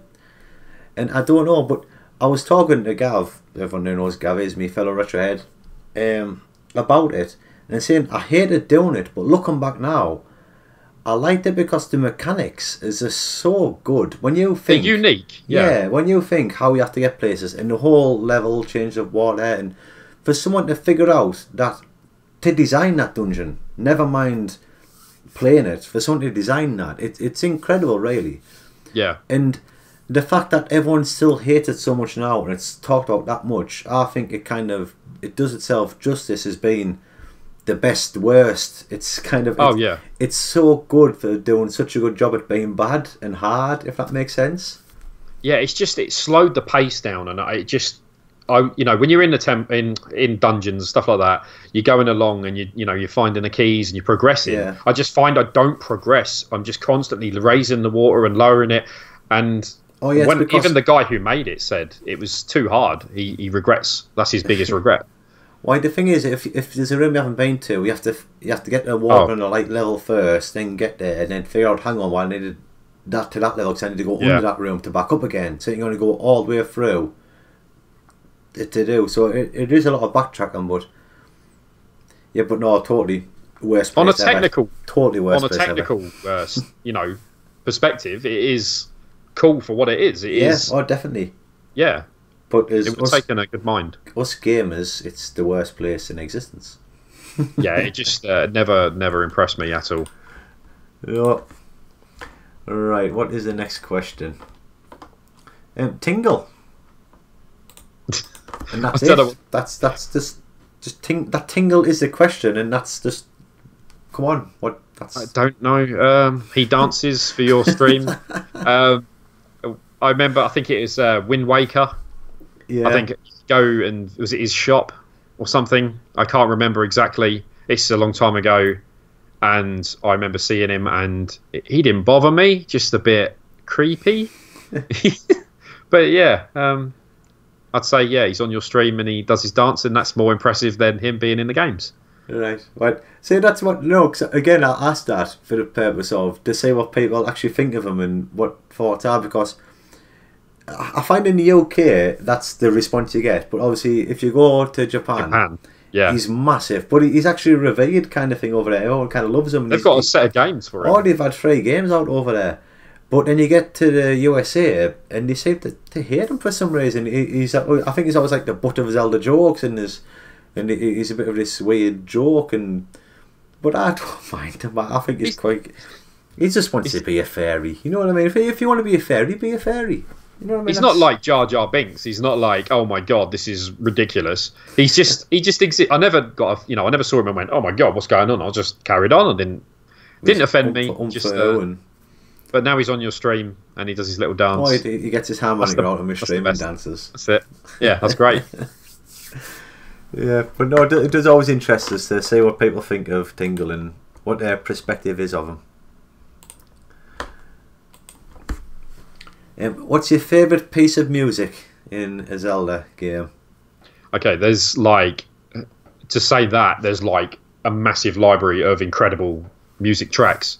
But I'm going to go with two, but one just because you've heard it already, which is the Fairy Fountain, of course. That's my go-to anxiety. I have a meltdown, I'll play that. But the other bit is the dungeon music from Zelda 2. Yeah. I love that because it's just that da, da, da, da, da, da, da, and it just builds you up for the dungeon, and you're ready to battle. Because once you get in them dungeons, it's not easy. So you've got the music behind you, dun dun dun dun dun, and it's just. Yeah, I love it. I can't fault that music. But there's so much. I mean, I love all the music. There's not every game with its unique, style, whether it's the DS or 3DS or whatever. Every single track suits the game at the time. So there's nothing that doesn't. But that, when I got on that, because I recently played it, and yeah, that music in the dungeon was fantastic. Yeah.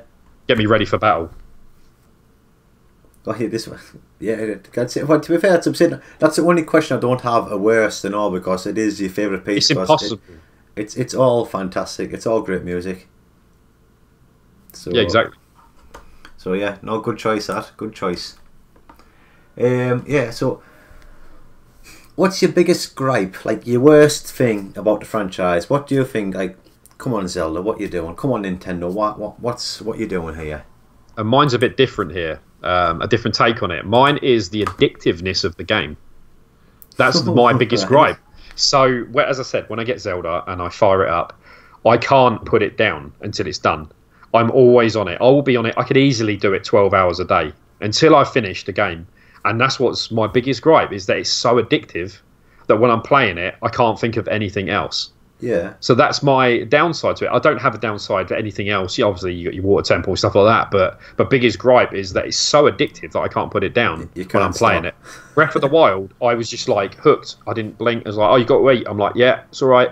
And I'm playing it non-stop. And when I smashed it and finished it, I was like, oh, there's more. There's, the memories you got to do. So back again, back in the fray, carry on. Oh, let's get all the shrines done. Back in them, things like that. So it's the addictiveness for me. Yeah, which is a personal thing, but yeah, it's hard for a game to be, as I said, really good enough for me that I'm addicted to it. And yeah, when I play a Zelda game, come on, Nintendo, stop turning your games into drugs. We addicted to it. That's it. They know it though. They know it. They know when they put out a Zelda game, they know that you aren't going to put it down, and they know they're going to make money. They go, oh, there's a collector's edition with a 6-foot sword. You'll be like, yeah, I'll have that, because they know. That would be incredible. A massive sword. That's what they need.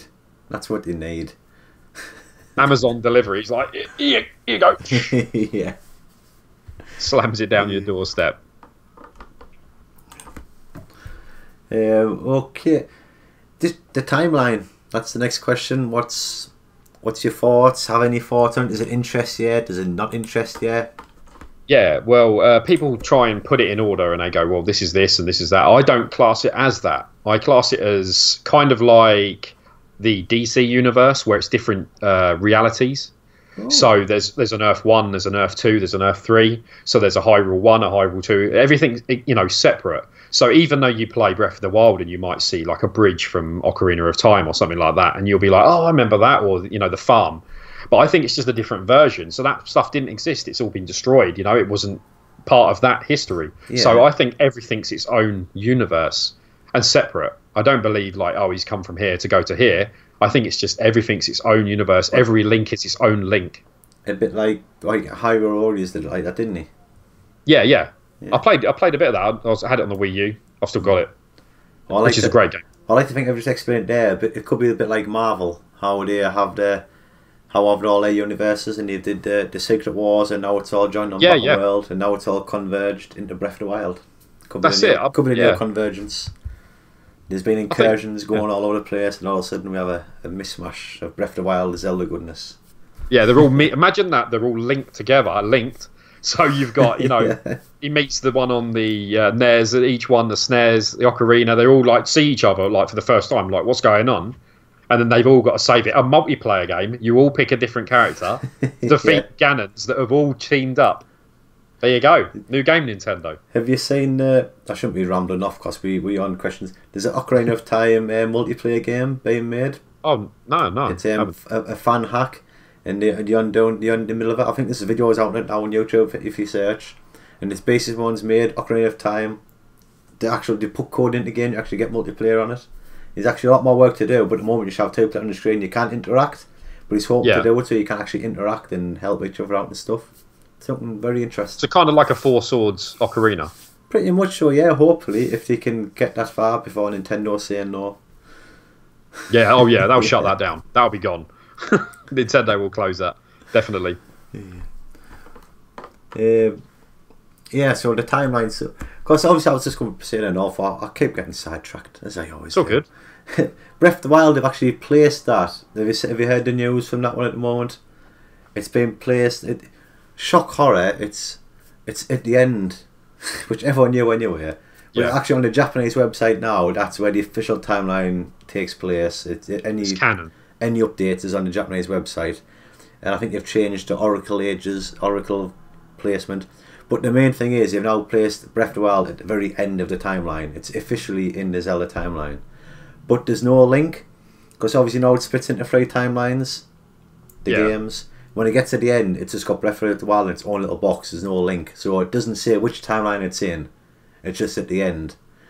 Then apparently the internet's been going crazy saying it's at the end, but we knew this. This has been said since the beginning of the game that it's at the end of the timeline. It just doesn't know which timeline it is, and Nintendo's always said that it's up to the player to decide themselves. That's why there's that many references to different games. Yeah.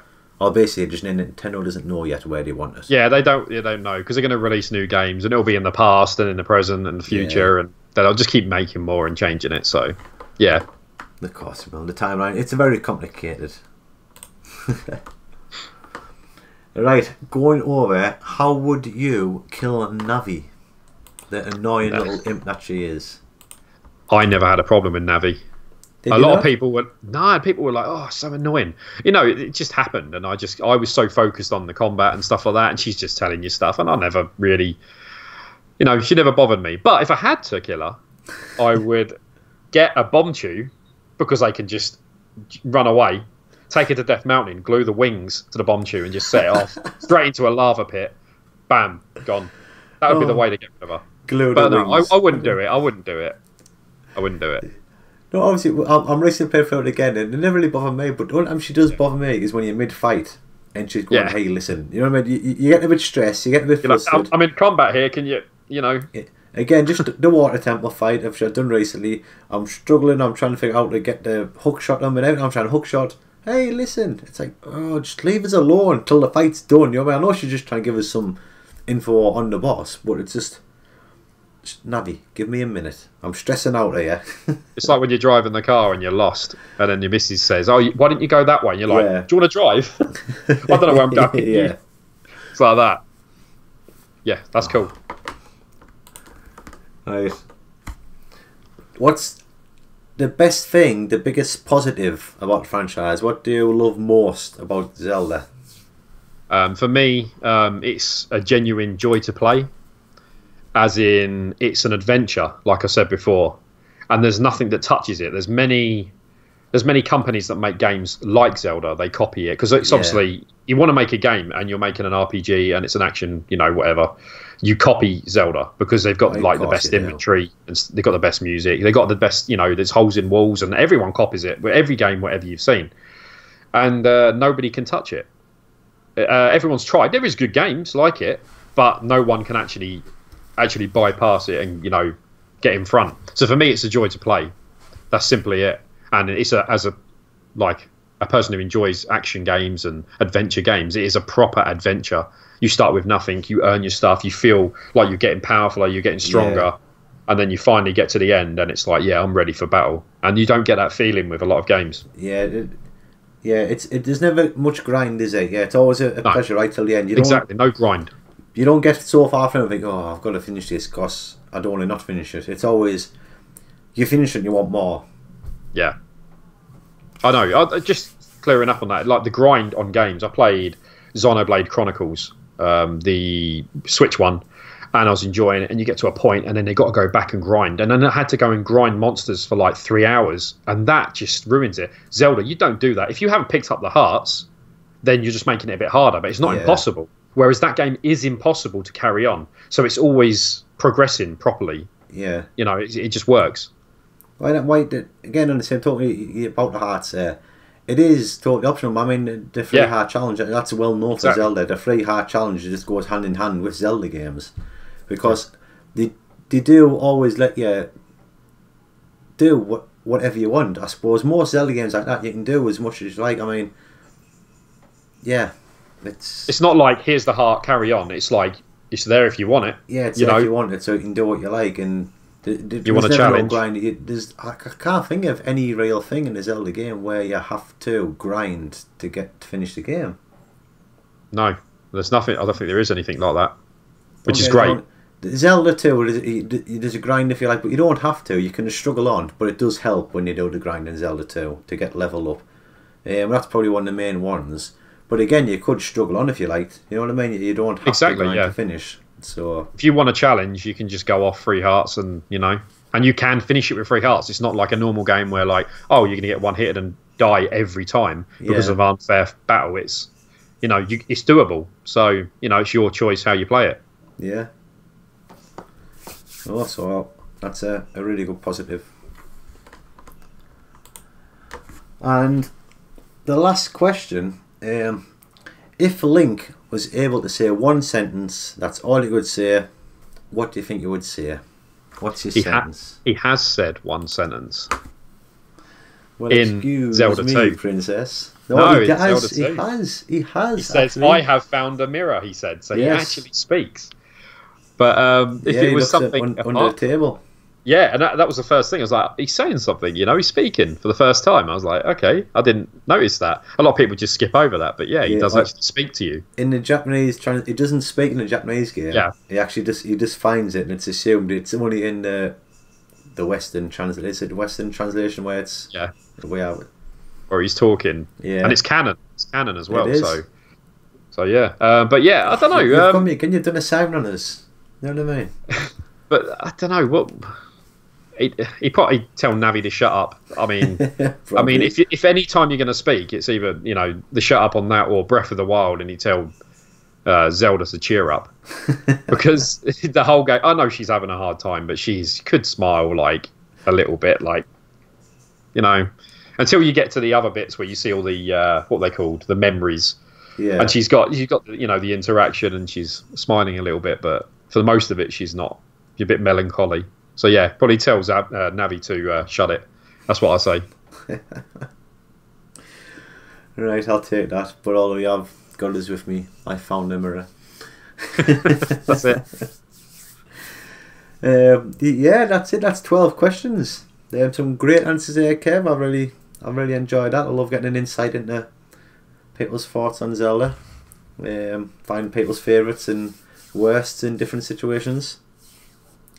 Like always, thank you for taking part in that. No problem.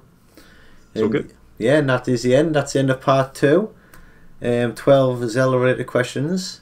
Next week we'll be doing part 3, where we are discussing Kev's favourite Zelda game. Do you want to tell everyone what it is, Kev? Can I have 2? You can have 2, yes. Ocarina of Time, and I'm going to go with Zelda 2, because Breath of the Wild is like God tier. Yeah. So, and everyone's going to go straight for, like, if that, put it to the side. And as I said, when I'm into a Zelda game, depending what I'm playing at the time, it becomes my favourite. Can I stop you? We're saving this for part 3. Okay. If you want to hear Kev talk about his favourite games, you have to join us in part 3, where we discuss Kevin Woolford's favourite Zelda games. So thank you so much for watching. Thanks again, Kev, for taking part. No problem. And I shall see you all in the next episode. Bye.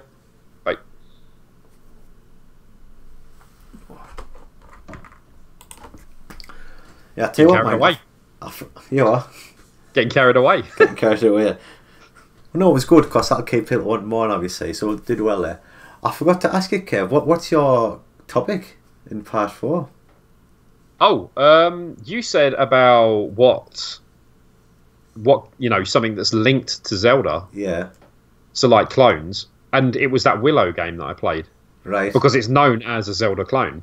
Right. But it takes from Zelda 1, like the good stuff, and it does stuff that Zelda A Link to the Past has, but doesn't have yet. So it's in between the two.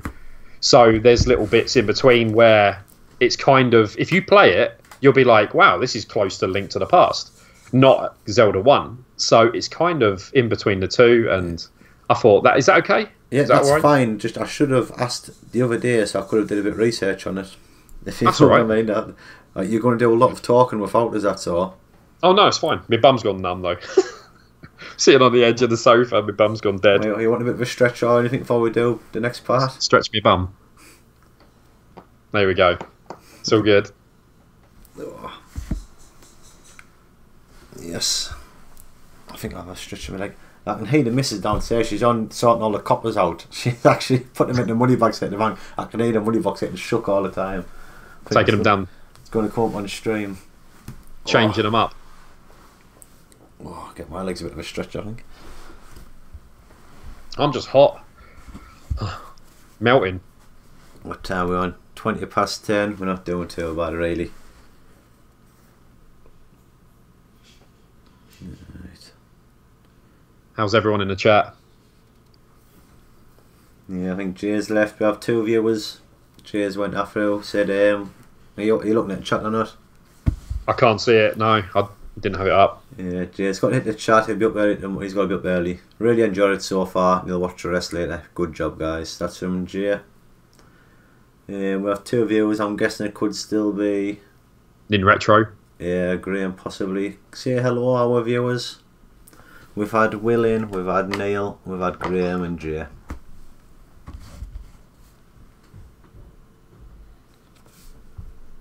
Yeah. Oh, this must be streaming on Saturday. Doing some Tanglewood. Yeah, Graham's still here. Grasses, did you say? Yeah. Okay. Is it out now? Is it released? It must be. I know it's on. You can get it digital on. I think if you got it, you can get it digital. Kickstarter, wasn't it? Yeah. Yeah. Well, I don't know. You must have his physical. He's 9 o'clock on Saturdays doing Tanglewood stream. Okay. Should be cool. I'll watch that. Good evening, Neil. How are you doing? Yes, we have Graham and Neil in. Oh. Right. So basically, this is just straightforward. Talk about your favourite Zelda game, Kev, and we'll just have general crack about it. Okay. Yep. Is everything going right in your half, Kev? Are you enjoying yourself? Yeah, it's all good. I'm all calm now. I was a bit at the beginning. I'm like, oh god, but now it's just chatting. It's all good. Yeah. I stress over everything. That's my life. Same, yeah. That's all I do. If you're not stressing, I don't know. Oh, lift that chair a little bit. I'm getting a bit thin now, right? Alright, is everything looking good from your end, Graham and Neil? Is it the setup? I hope so, because it's a bit late now. We've recorded so, like, 2 parts. Half a face. Yeah, no, I think we're pretty good for the camera. You're looking pretty good there. What is it? I came in asking about it. I'm looking all the time. The Majora's Mask. What kind of?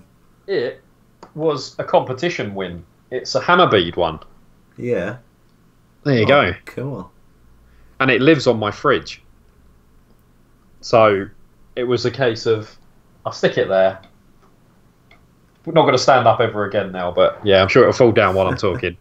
But yeah, I thought I'd put it in the background, sitting there looking over us. Oh, it's pretty cool. It is. It's really good. That, like they say, it's the stuff you show, like it keeps staying on us. You could wear it if you wanted to. Yeah, is that your Soul Funk win on the side there? Yeah, DuckTales. Oh yeah, I stuck them on here, but I was going to stick loads of. I've got these NES coasters, and they're all like the characters that are just cut out, and you can just put your coffee on them and that. And I was going to stick them all around there. Ideally, I'd like a new shelf, something because everything here is that colour, even the stairs. So it's stuck with what we've got. Yeah. But it'd be nice to have a proper display cabinet, like a glass one with a lock-in doors but yeah, limited room.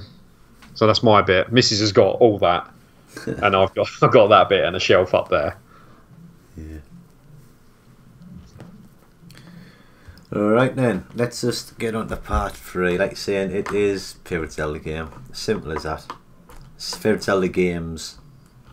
Okay. I'll try and keep it short. No, we're all good. Like you say, what time is it now? It's 10:25. Like you say, it's nice. I always find half an hour videos saying, me personally, I don't like watching videos that kind of tend to go longer than half an hour. Get an hour long, yeah, you get a bit like, yeah. Yeah, I always think if I see a video on YouTube, if it's 45 minutes, I kind of think, oh, I've got to make time to watch that. If it's only on for half an hour, I can watch it whenever. It's just a quick video, so I do like kind of keep me videos to about half an hour or below. So we can ramble. If we go over, it's alright, as long as we're not getting on forever. Yeah. Okay. Alright, start recording that.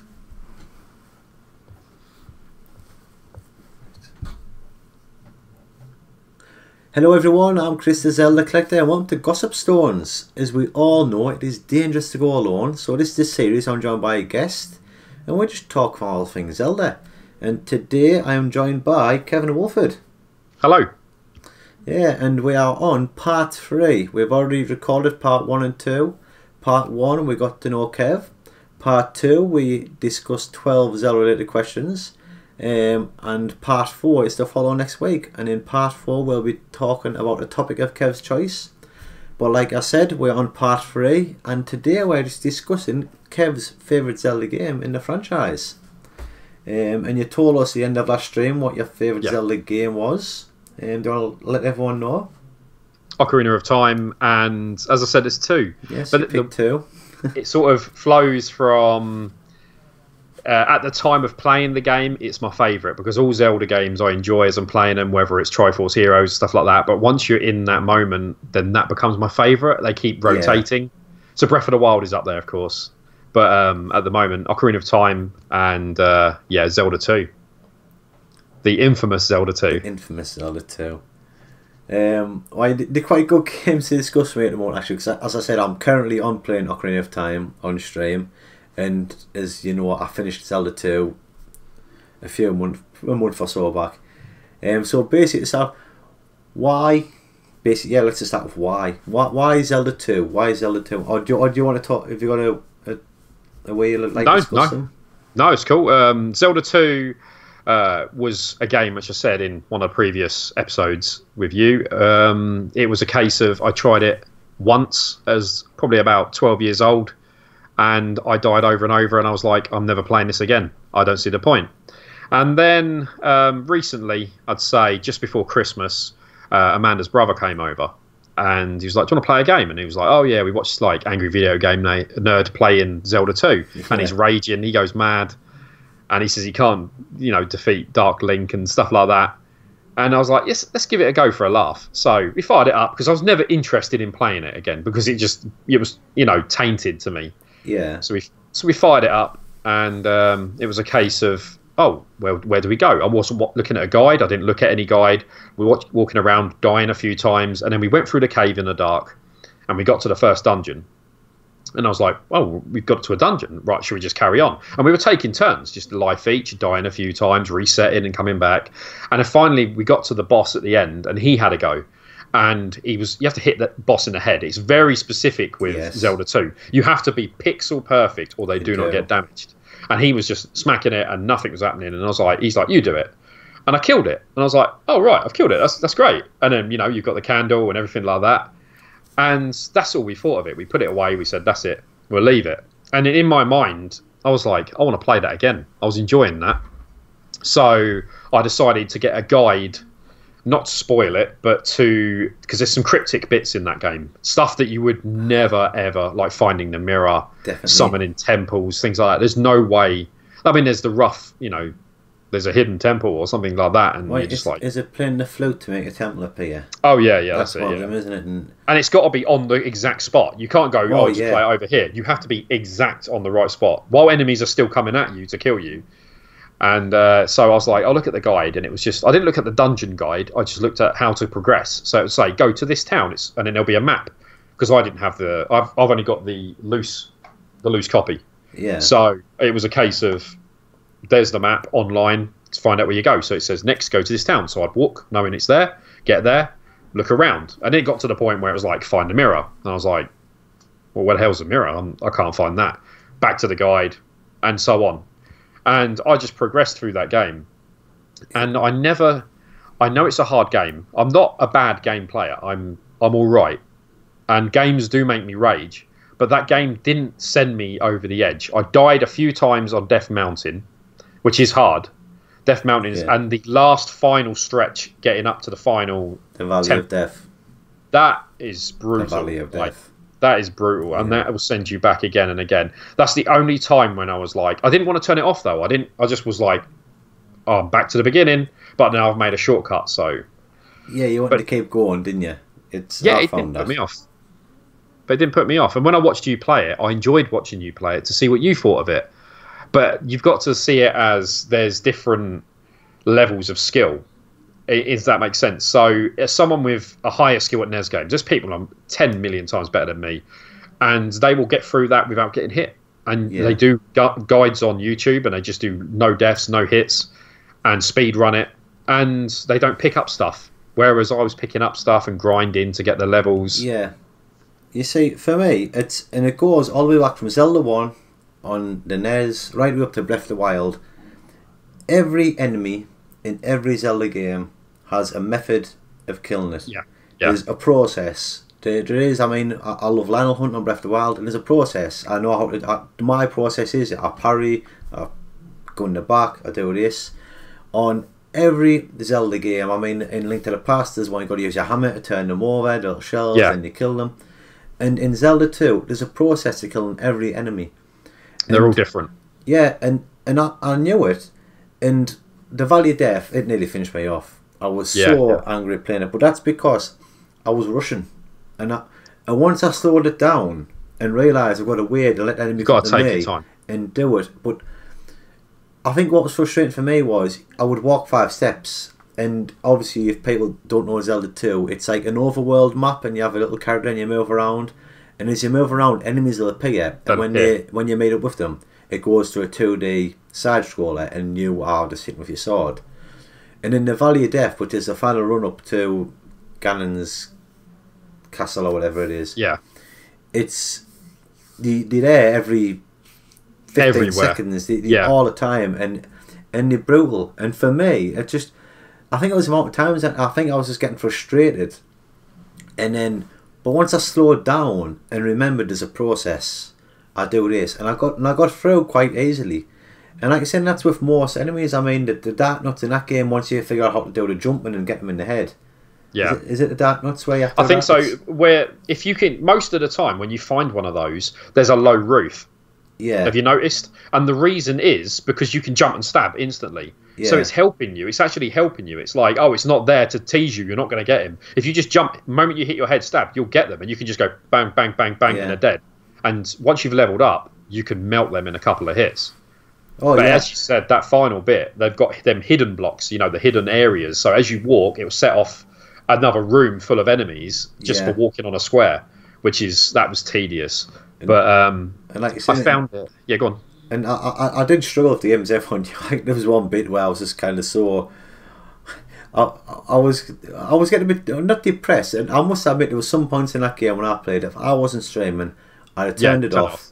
But the fact that's why I like streaming, because it keeps us going, it keeps us the energy, I get the people behind us and supporting us, and I love it. But like you're saying, I just had to slow down and remember, like you're saying, it's why I love Zelda games. Every enemy, there's a process, and once I realised that and slowed down, and looking back, I love the game. I would love to play it again now, knowing what I know. Knowing what you know, exactly. And it'll make it so much easier. Yeah, and you can enjoy it more. And of course I did, it was probably one of the most satisfying Zelda games I've beaten, because of the fact that it is hard and frustrating. But like I said, there's logic to it. It is actually it's playable once you know what you're doing. There is unfair bits to it, but there's also, as you said, there's a pattern. So if you're rushing, it's your own fault. If you're dead, it's probably because you're messing about. Oh, but if you see the enemy and it's a proper enemy, you can't just go, stab him a couple of times and carry on. It's not like Zelda 1 where you just, there you go, stab him a couple of times, gone. You have to hit them in a certain, the guy who has the shield, and as you hit him, he's throwing daggers and he just lowers them. That's my worst enemy. That used to do me in. But you've just got to hold it, block it, and at the right moment, just quick stab. I know what you mean. You've got to block it, knock your way through, block it, go, and you have to constantly go up and down all the way, don't you? Yeah. The only ones I don't like is the bird ones. I can't find a pattern for them. Are they the ones at the end that keep leaping? Yeah. Is that one? I didn't have a pattern. They chase you down. Yeah, there was nothing you can. It was literally. I think everyone says, even in guides, run. Just make a path through the blocks and run, because they will ruin you. Yeah, I think there's some one of the guides I read where actually you make a path through the blocks, or you trap them on one side. But yeah, and I think there's a couple of points where there were cheap deaths. I think there's a couple of cheap deaths in the game, but on the most end, it is kind of your own fault. Yeah. But yeah, I did actually really enjoy it. What was it? One of the worst things about it for me is though when you die. Back to the start. Back to the start, yeah. It's crazy. You have 3 lives and it's back to the start. If you could just save from a town or something, it'd be better. But that's one of the worst bits to me. When I died a lot. That is annoying. But what I found was usually if you've done an area, there's like a boulder or something that you smashed, so you can get back quite quick.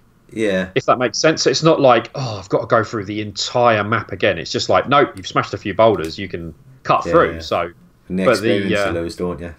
And then the enemies with the experience draining, them ones, like the red ones. Yeah. You're just trying to level up and they hit you, they kill you, they're taking your experience, and you just go, yeah. Sometimes I'm like, kind of, just take me life instead of me experience. You know what I mean? Especially when you've grinded, you're right near the edge. But yeah, the grind in it, I found a little bit tedious sometimes.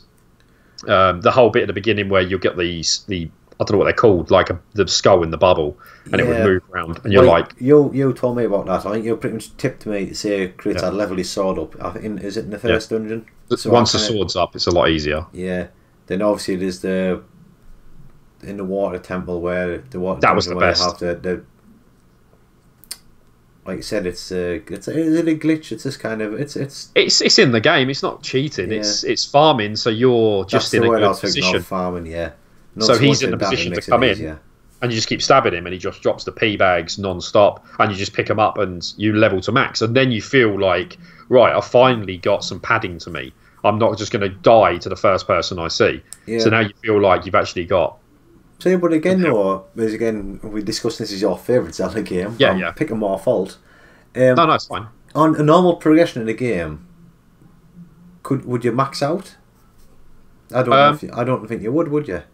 Without doing that farming. I think if you just progressed through the game, you would die a lot more if you didn't farm, and then you would also not max out because you'd be dying because you weren't strong enough. Does that make sense?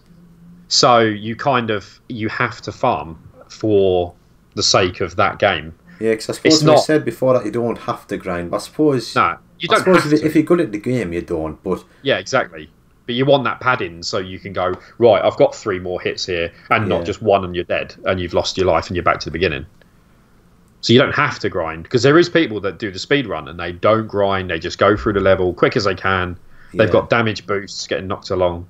But yeah, I really enjoy the game. I like the music. There's not tons of music in it. You've got your town music, you've got your dungeon music, your overworld music. I really enjoyed it, and for the time, hearing that people had such a hard time, and I was looking at reviews. I always do reviews before I play the game, and the amount of people that said either it's too hard or it's just trash. I gave up after 10 minutes, and I'm like, well, I don't want to give up because I'm persistent. Even when I'm raging on a game, I will keep going to see, if I can get further and get better. And you do usually get better. And once I got further, I was like, well, I'm enjoying this. This is really fun. And it's one of the first Zelda games that I feel like I've got a challenge. Yeah. There's a lot of games I don't find are that challenging. I know Breath of the Wild is quite challenging. you know, because if you've got the limited hearts, you have to choose whether you go for the stamina or the hearts, and then of course certain enemies will one-shot you. I got amount of times I'd walk into a place, there's a moblin, he'll just smack me and I wouldn't notice, and I'm dead in one, and I'm like, seriously, it's a moblin, and I've just died. Dead. Yeah, so yeah, I found it. I like the challenge, but again, I think that's one of the reasons why it's one of my, again, it's up there for one of mine and all for my favourites, for the reasons that people don't like it, and it's a challenge. And for me, that the fact that I've beat it, a lot of people seem to dismiss it because it's so hard and it's hard and it's side scroller. So the number of people who's actually beat it is quite small, really. Yeah. So you feel quite accomplished that you beat it, and it's and for the reasons I quite like it, for the reasons that people don't like it, the fact that it's hard and challenging, and to say you've done it is an achievement. It really is. And like we said, you just got to practice and get good. I think if people give it more time, get the first dungeon out of the way, and you get into a rhythm of it. Yeah. And then with Zelda 1 and 2, I played 2 then 1 at Christmas. Yeah. So I could have gone the other way. I played 2, enjoyed it, and then had the challenge, and I really enjoyed it. But then I went, this is my first proper playthrough of both, like fully playthrough. So I went to number 1, and I looked at a guide to know where the dungeons were. That's, you know, like you said. And I was just walking through it going, this is so easy. Like, I'm walking up just, oh, the boss is dead. I've just hit him like twice. He's dead. Yeah. Why is he dead? And I was like, pick the heart up, next bit, there's a piece of the Triforce, carry on. And I didn't struggle on that game, like I said, till the final dungeon. And for me, that's what made me not like it as much, because it wasn't a challenge for me. I mean, maybe other people, like my son, for instance, if he played it, he probably wouldn't last 10 minutes. But for me, I was like, this is so easy. And once you've got a potion, I was never drinking it. I had the same blue potion, or red potion, I always forget which colour first, all the way through, basically. And I never drank it till the final dungeon, and that was it. So, yeah. I like the challenge. On Zelda 1, that's why I struggled, I think, because I had a potion, and I think it was Dungeon 7, and I heard that the last one was really hard, you would need a potion for it, and I was a bit low on rupees, so I didn't want to use my potion, and I kept struggling, because every time when you died on Zelda 1, you start with 3 hearts. Yeah. And obviously when I was going into I think it was Dungeon 7, I kept dying in the first or second room because of Dark Nuts, and I didn't want to use my potion, so I was like trying to farm hearts, and I kept dying after a hit. And once I thought, I'm just going to use my potion, and then I went in, I could take 1 or 2 hits, and I just got through the room, and after that I just breezed through it. Yeah. And then actually I think I did get enough rupees in the next 2 dungeons to get another potion for Ganon's castle. I had quite a lot of rupees. But the only reason I was struggling is because I didn't want to take a potion. As soon as I drank a potion, I could take 1 more hit. And I breezed through it. Yeah, that's what I found. I found number 1 was more relaxing. Yeah, not as stressful. I think what would make that game hard is more the exploration. If I didn't have a guide, I'd have been on it for weeks trying to figure out where to go. You'd never know where to go. Because even then, I think Dungeon 8 is under a bush in the middle of a random screen. You have to burn a bush to get in. And then you have to use that the flute, I think it is, for the whirlwind to take you off to somewhere else or something. Is that what it is? Can't remember. There's one up there where you have to access through the flute, and it's... You wouldn't know that. A proper old school NES game where it's the only game you own and your friends are around and you're spending hours exploring. Until you went to school and someone said, "Oh, you can do that," and you're like, "No way!" And then you try it out yourself. Yeah, well, I think for Zelda 1, I think the hardness about that is the exploration. The actual dungeons themselves and gameplay isn't that bad. Yeah, definitely. But yeah, that's I don't know what else to say about Zelda 2. Like I said, the music, I enjoy it. There's not much to it in terms of music. Like Zelda 1 only has a couple of tunes in it, really. But yeah, for what it is, it's a great game. And experiencing it today, as a kid, I don't think I could have got even quarter of the way through it. But as an older person, to appreciate a game with a challenge, I find it's a nice game. And people that struggle with it, maybe you see these people when they're like, I don't know, 12, 13, 14, getting into gaming, playing it, and they will put it down. But maybe in 20 years' time, they'll go back to it and they'll finish it and be like, yeah, that was a cracking game. Yeah. But if I had my skill now as a kid, then I would have loved it and I would have, rated it highly then. But like I said, couldn't do it. Imagine how many people's doing that right now, going back and playing it now after just dying as a kid, and the accomplishment now of beating that game. That's pretty it. much, that's pretty it. like you've done, and like saying like Simon did it himself. I never played it as a kid, so the first time I played it was pretty much when I streamed it.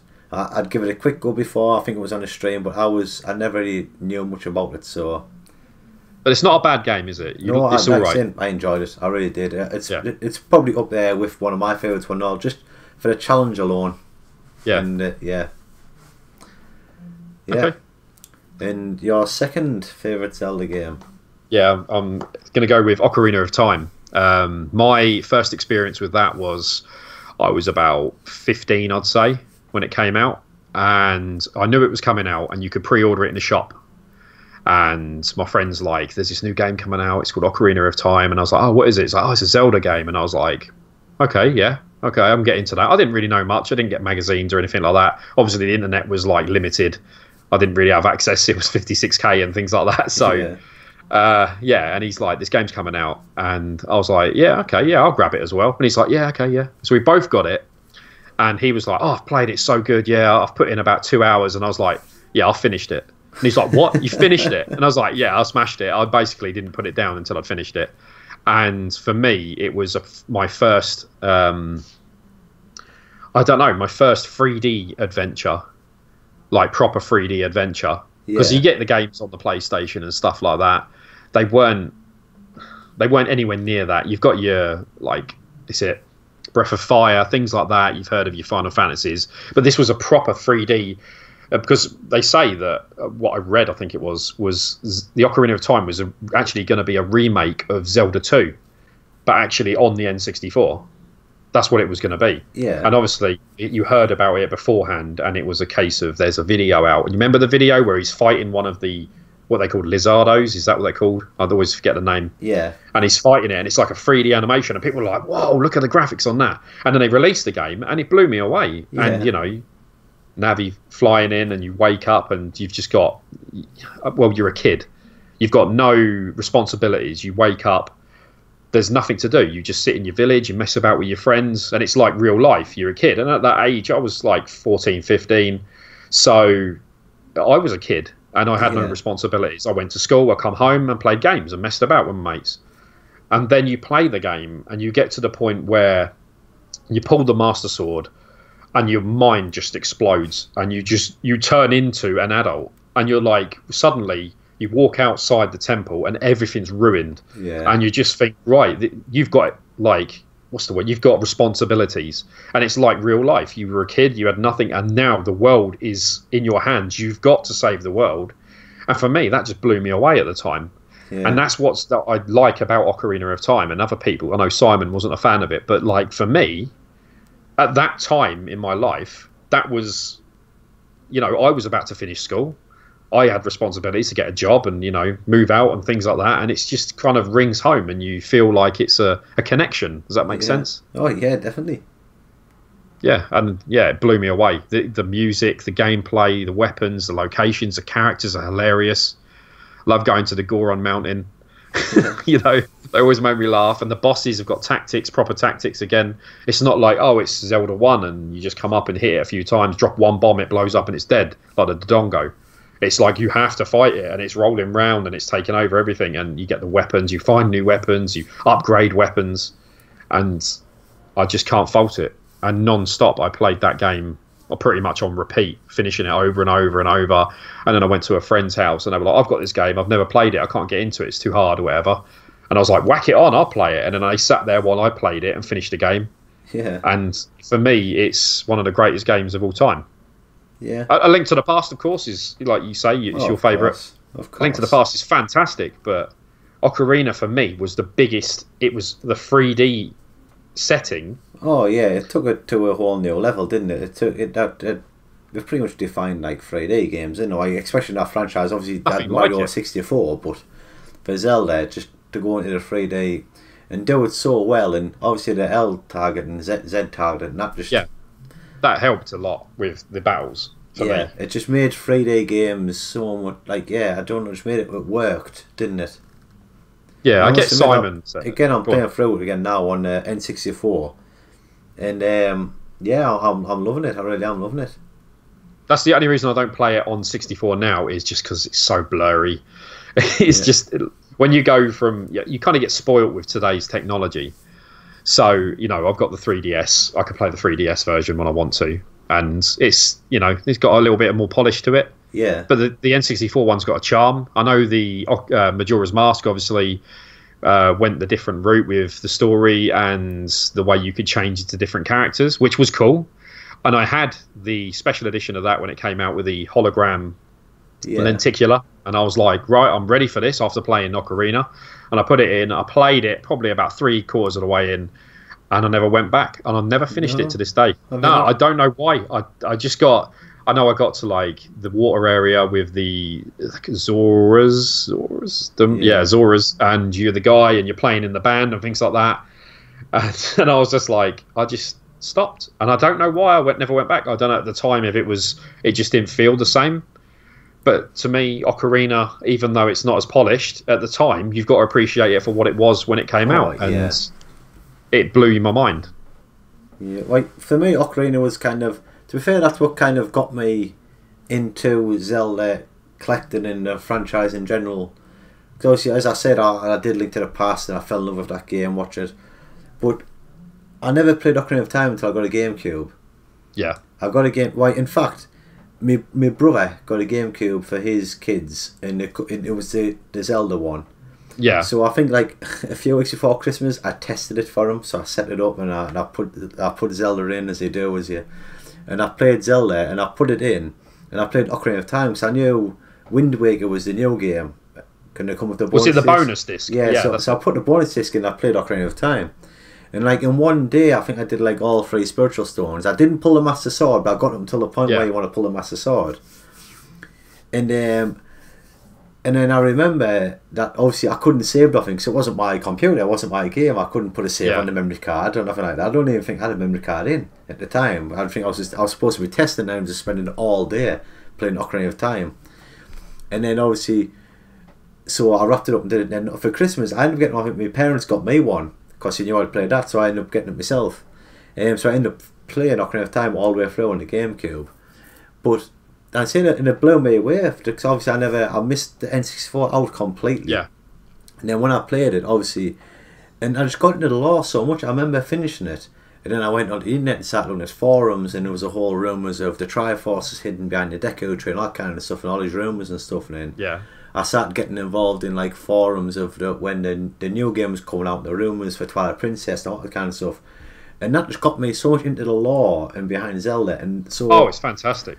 So Ocarina of Time on the GameCube just got me just so wrapped up in the Zelda universe itself that pretty much, if it wasn't for Ocarina of Time, I wouldn't be the Zelda collector or stuff like that. I mean, because it was that game which got me hooked into, just the lore, because that's what I love most about the games. I want to find out. It's actually a proper story. Like it's actually got content in it. You know, you're learning about these places which the other games didn't really give you that.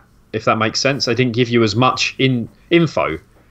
There's more to it. Like you learnt stuff, and I never needed a guide. But actually, tell a lie. I've said this before. I can't remember if it was to you though, but I rung the Nintendo hotline back in the day because I got stuck, and it was the UK line, and it was in the Goron place. It was all fire, and you got the platforms, and I watched you play it, and there's a door, and I remember you saying as well while you were playing it, how'd you get up there? And then you jumped and got on it. But I didn't think to jump. I was just like, you can't make that jump. It was like the level was there. There's no way he's going to make that jump. Yeah. So I rung up and I'm like, I'm in this room. This is the floor. And they were like, just jump. And I was like, it won't make it. There's no way. And he's like, jump. And I moved and it just jumped. And it didn't, the animation, like the floor's there, and he's there. And it just went, and then he pulls himself up, even though he's nowhere near it. And I was like, to me, I was like, this shouldn't have happened. I was like, yeah, that's a bit of a glitch. But yeah, that's my only... time I used a guide, which is ring a gnat and make a jump. But the whole game was nice. It felt good. It progressed nicely. Yeah. Can't fault it. No. It's brilliant. But I'd say I just put a minute where you're on about like it was a proper story and had like proper lore and stuff like that. It's funny I should mention that your two favourite games are Zelda 2 and Ocarina of Time, because you know what the lore and backstory. If you ever noticed that the towns in Zelda 2 have the same names as the sages. Because obviously Bruto and things like that. They picked the names from them towns and called them sages, and obviously in the timeline Ocarina of Time is before Zelda 2. So they say like so theoretically when you read it, they name their towns after the sages. Yeah. Even though the game come before, if that makes sense. Yeah, I get you. Yeah. I did know they named the things. I didn't think of it like they were, the opposite way around. The opposite way around. So Ocarina of Time is a prequel to Zelda 2. So they kind of did that in saying that they named their towns after the sages. And that's what I love about Zelda and all the lore and just connecting all the games together, little dots, and I love it. You could read forever. There's always, of course, it's never ending. Never ending. And obviously in the lore in Ocarina of Time with the whole creation of the Triforce, and that's where it all come into play, didn't it? Yeah. I mean, I say all the time that it's 1955 of Back to the Future. Ocarina of Time for me is in 1955 of Back to the Future. That's the central hub of all Zelda games. All timelines span from that one. You know what I mean? That's the most important part of Zelda. I love it, and every game can be traced back to Ocarina of Time. I think it's either leads up to it or it spans from it. It's always nearly every game in the Zelda franchise. It's got some tie to Ocarina of Time somehow. Somewhere. Yeah, somehow. Yeah. It's like Breath of the Wild. Exactly. Well, There's places in there like the farm where you get Epona. Yeah. That's there. People are like, oh my god, look what I found. And when you're playing the game for the first time and you haven't heard any spoilers and you've just played it yourself and you find things like that, you're like, oh my god. And then you find like the Temple of Time and things like that. And it's amazing. Definitely every console release, because obviously you have Wind Waker, which is a direct sequel. You have Twilight Princess, which is a direct sequel again. You know what I mean? A Link to the Past, which was supposed to be a sequel. Ocarina of Time was originally made as a prequel to it. You know what I mean? If you look at if they say it like the way it is, I mean, obviously the sequels on different timelines. You know what I mean? And then you have Skyward Sword, which was a prequel leading up to it. It's Majora's Mask, which is obviously a sequel again to it. I mean, it's a game with about 4 sequels. You know what I mean? And they are all sequels on different timelines. Different timelines. Yeah, it's incredible. So it holds all the games together. Because the storyline is so good and all that. It is a great storyline. The creation of Triforce, and you have Ganondorf, his roots. You know what I mean? And you have the obviously introduction of the Gorons and the Zora and stuff like that. It's incredible. It is a fantastic game. But yeah, that's my 2. Fantastic. But as I said, it changes all the time. Breath of the Wild, I could go, I don't want your stream to be Breath of the Wild every single time someone comes on. So I decided I would change it a little bit. But Breath of the Wild is fantastic, and of course it's mind-blowing, and I can't fault it at all. Like, every moment in that game was flawless from start to finish. Yeah. And when it ended, I felt like, not shedding a tear, but you just felt sad because it's over. Yeah, because it's over. That's why I've gone back to do it again. With the DLC, mode, I played the DLC and I enjoyed the DLC as well. But yeah, I want more story. I want another mode. I want another DLC where you play as the champions. I'd love that. That'd be fantastic. Yeah. And then you can go around, fighting, and then you go to obviously fight your version of Ganon, and then you lose your life, but you battle valiantly. That would be amazing. I'd love that. It'd be fantastic. Because I want to know more story. I want to know exactly what happened, why, each character's the way they are. They're good at that, aren't they? Giving you just enough to want more. They want more. That's why, again, they always, I think you always want you to fill in the gaps, don't you? They always, it's always your interpretation of what happens. I always find with Nintendo and the Zelda franchise. They let you fill in the blanks. Even with wall games, I mean, Ocarina of Time, the war that was raging before, pretty much, how old's Link? 7-year-old? Yeah, he's a child, yeah. So there's a war going on 7 years before that game even starts, because obviously Link's mother goes to the woods and gives this baby to the Deku Tree to escape from war. So you're thinking, what's going on there? You know what I mean? There's history in the games. Is when you look into it all, it's incredible. Breath of the Wild, you so want to know what happened 10,000 years ago. You know what I mean? You always want more. You want to know what happened 100 years ago in the fight. I'd love to be on Hyrule Castle playing as a soldier. Yeah, anything. Fighting off just the Guardians. To find more. I mean, they always give you...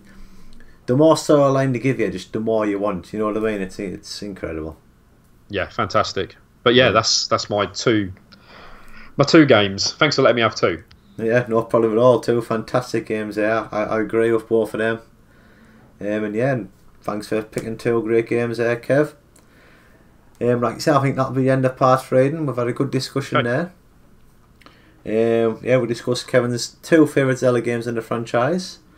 And in part 4 next week, we're going to be discussing a topic of your choice. Do you want to let people know what that will be? It is Willow for the NES, which is a Zelda. What's the word? It's if you looked at it, you would go, it's Zelda. And if you look online, people do say it, but it's not a really well-known game. So it's quite interesting. Yeah, well, we had this with Simon in the last one. He picked the Golden Axe Warrior, which again is more of a... I've heard about it. I've not played that. Yeah, it's more... It's a bit like a clone, a homage, a love story, whatever you want to call it. It's yeah. But yes, so join us next week in part 4 where we'll be discussing Willow on the NES. So I shall see you all later. Bye. Bye. Alright. Oh, 11 o'clock. Yes, legs again. I'm going to sit on a cushion now. My bum is officially sitting on the edge. It's just hard on the edge of the seat. I'll have to stand up, I think. Stretch his legs a minute. It's got a better seat now anyway. Got a new one off my brother. Wasn't the old one creaking? Yeah, was that what? creaking like crazy. Need to get one of them gaming chairs or a lazy boy. Yeah, well, you can get them. The Estwing or something. I don't know how, but you can get like prop ones where you have like the headrest and you have the backrest further down and all, but the hundreds of pounds for one. Oh, they're loads of money, yeah. They're not cheap, yeah. I keep telling our James, who works at the British Art Foundation, I keep saying if one comes in, let us know. Let us know. Because again, I got this one for nothing off them from the British Art Foundation. It's not bad. This is an all nice level. No, it looks smart, yeah. Yeah, it's a nice one, like nice and comfy, but you can always go for more comfort, can't you? Yeah, it's never enough. This seat's rock solid. It's alright when you're sitting back, but when you're sitting at the edge, I don't want to sit right back because you're like, oh, hello back there. Yeah. How's old chat doing? Is everyone good? I've probably put them to sleep. Yeah, well, we've got a couple of viewers still. Probably Graham and Neil, possibly.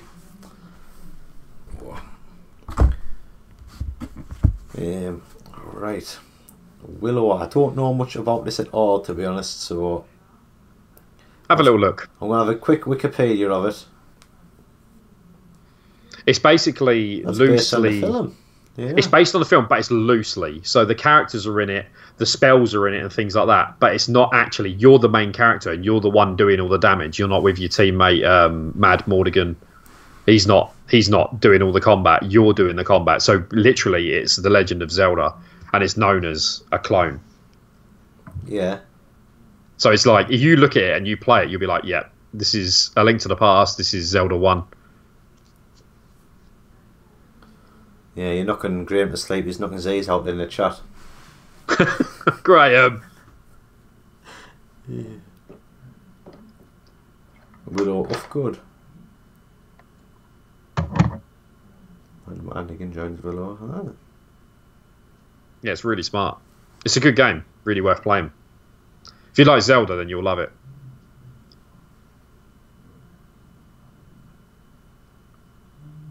Yeah, it's a Famicom in the vein of Legend of Zelda.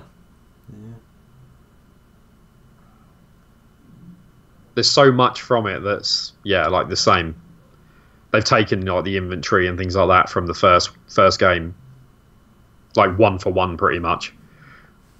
The bars are the same.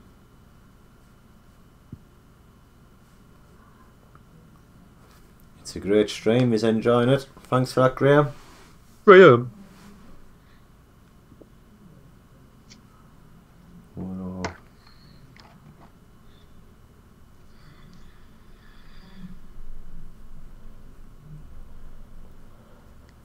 So you're playing any games at the moment, Kev, or you just still... I've been playing a bit of... We've been playing Forza Horizon 2 because it's got like a cool mode on it where you can play infected and things like that, driving into each other.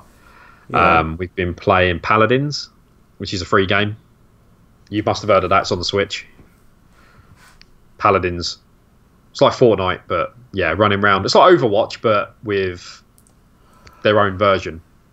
And what else have I been playing? Obviously the NES. I've been firing up new games. I've got some Famicom games in the post coming.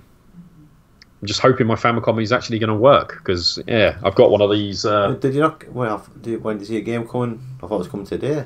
I thought it was going to come today, but yeah, it's not arrived. He's supposed to send it first class, but yeah, I've got this adapter, this thing here, and you plug your NES games in the top, and it turns into Famicom. Except when you plug it in, it gives a grey screen, and the grey screen means it's not reading a game.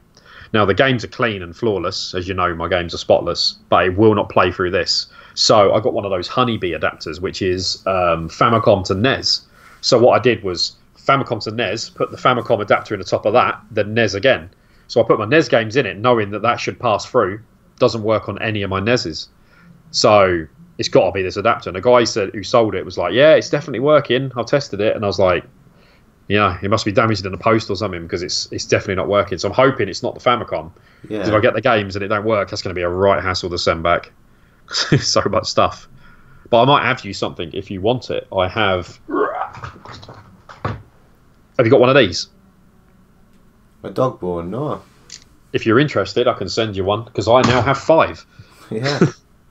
So if you fancy having a dog bone controller to play with, they're universal as well. They don't have any like region coding on them, so they work.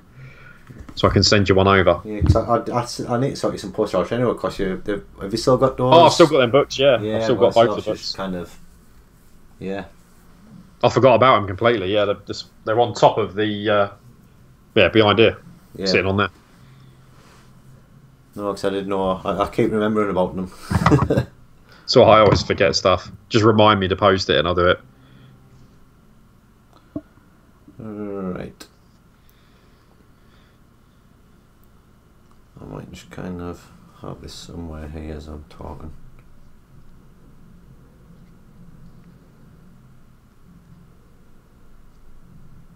All computers.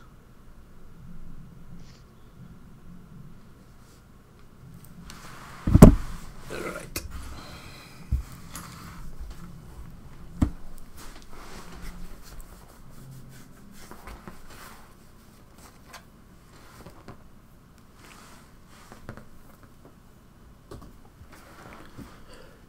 No, what do you like to use the dog bones? Or did you feel like quite SNES paddy like? They're basically a SNES pad. You know, they feel like a SNES pad. They've got the comfort where, as it's rounded, they don't dig into your hands. They're just comfortable and really nice to use. And yeah, I think they're a better controller. But as I've got a new NES pad, it's hard to, you know, the difference between a brand new pad. The button presses are just crisp and they feel perfect. You know what I mean? Yeah. When you get a brand new pad versus a pad that's 30 years old, it's a lot different. Even though the rubbers are clean and stuff like that, it just doesn't feel the same. So I've been using the original NES pad, but they are great. Before that, I was using them. Yeah. But you know, I cracked open the new one and put that 8-bit do kit in. Yeah, fantastic. I must admit, I got mine. I use like, well, you know, you don't know, don't you? This one here. Yeah. But I tell you what I love about this. Pro, isn't it? Yeah, but the buttons are higher up and the D-pad's higher up to make way for these. Yeah. And for some reason, it sits so much better in your hand because your buttons are naturally... nicer, right. Instead of being further down and your thumbs like squashed up, it actually sits quite nice in there with it being higher up. And I do actually prefer using this SNES pad to a proper SNES pad because, like you say, it's you can get the adapters as well, can't you? So you can use it on a SNES. So. Oh, yeah. And so you can like use it on a NES or a Mini. But I've got the standard using this one over the other one. I've got the standard one, the one without the sticks. Yeah. I've got 2 of those. And they're that'll be straight up copied on it, of course, but like the buttons in the right place. But having the analog sticks on, the buttons is all higher up. Yeah. This feels better on the thumbs. I don't know why. It's just I didn't know. Yeah. Right. Let's get this last part sorted then. No problem. I can say you're going to do most of the rambling, Kev. I'm just going to kind of nod in the right places, I think. I'll try my best. Alright. I'll tell you what we're doing now. I'm going to questions. I'll just check. So at the end of this one, I'll try and chuck in a couple of questions from any of our lovely, fantastic viewers. We have Staff That's Woodsman Neil.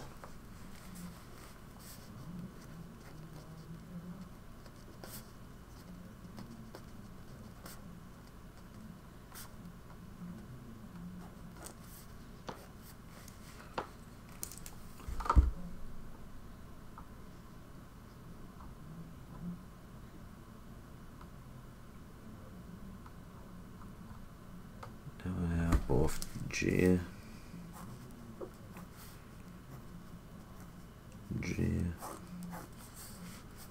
Which NES game would you go back to that you could not complete? That's from I know which one that is.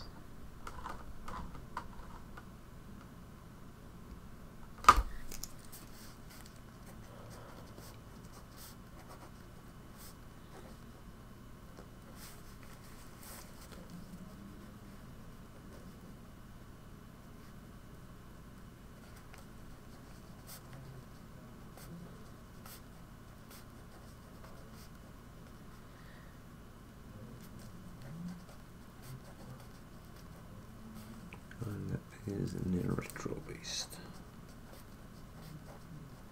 It's an awesome name, that is. Nin Retro Beast. I think I made a drink and I totally forgot. Oh, I've been drinking. Well, it's all gone. I've been drinking cold tea for the last hour, like. Oh, I can't stand cold tea. Reminds me of my youth. My friend's dad used to make tea and it was always cold. He'd just leave it and he'd pour it out and I used to throw it in the sink and pretend I drank it. Nice. I always remember I was at my friend's house and he had like a little brother. His brother was only about 8 or something. Remember when, would you like a cup of tea? I was like, oh no. Yeah, I'll have a cup of tea. So he come back with his cup of tea, I drank it. It was like lukewarm. What's wrong? I'll tell you if not. Yeah, well, I can't use a kettle, I just use that tap. Oh. Like, lovely. Just a lukewarm cup of tea, like no sugar melted out, was just like made out the hot tap. I was like, oh. But you're not even supposed to drink hot tap water, are you? I don't know. But his older brother, like Ferry, his older brother. Oh yeah, that's how he makes it. So obviously they must drink it. He must find his younger mate with his brother and that. Just makes a cup of tea, make it for a day, and they'd drink like that. But for me, it's kind of like, can't drink that. No. Grim. Yeah, wasn't nice. Right, like we said, this is just the last part. We're discussing a game of your choice, a topic of your choice, and then at the end, I'll just finish on a couple of questions from viewers, and then we'll see how we get on. All right, and we'll just start. Are you ready to go? Yeah, all good.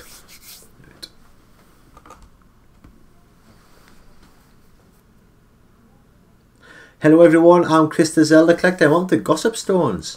As we all know, it is dangerous to go alone. So this is a series where I'm joined by a guest and we just talk all things Zelda. And today we are still joined by Kevin Woolford. Hello again. Yeah, we are joining. We are doing part 4. We have the end of our filming session. We have done 3 parts already. Part 1 was where we got to know Kev and found out a little bit about Zelda. Part 2 was where we asked Kev 12 Zelda related questions, and part 3 was where we discussed Kev's favourite Zelda games. They have all been recorded and uploaded, so go back and watch them if you haven't seen them already. And now we are on part 4 where we're going to discuss a topic of Kevin's choice. It is got some links to Zelda somehow. That is the only stipulation. It has to link to Zelda somewhere. So yeah, come on and let us know what your topic is and how is it related to Zelda. Okay, it is a NES game and it is Willow, based on the movie. I know some people might be too young because we're oldies. We know about Willow. It's a old school movie starring Warwick Davis. Yes. People must know who he is. He's still a legend. Of course and the game is loosely based on the movie. And as I say, it's loosely based. It's the characters are all there. The spells and the items are there, the monsters are there, but the actual story is bonkers, just made up. and it is pretty much a rip-off of Legend of Zelda. It takes everything from it, and it does a little bit extra, which is pretty cool, but it also kind of takes stuff from A Link to the Past before it was released. Yeah. So I think that's quite interesting. So obviously I don't know much about the game. I've never played it, nothing like that. I just kind of know mainly from you, stuff what you said.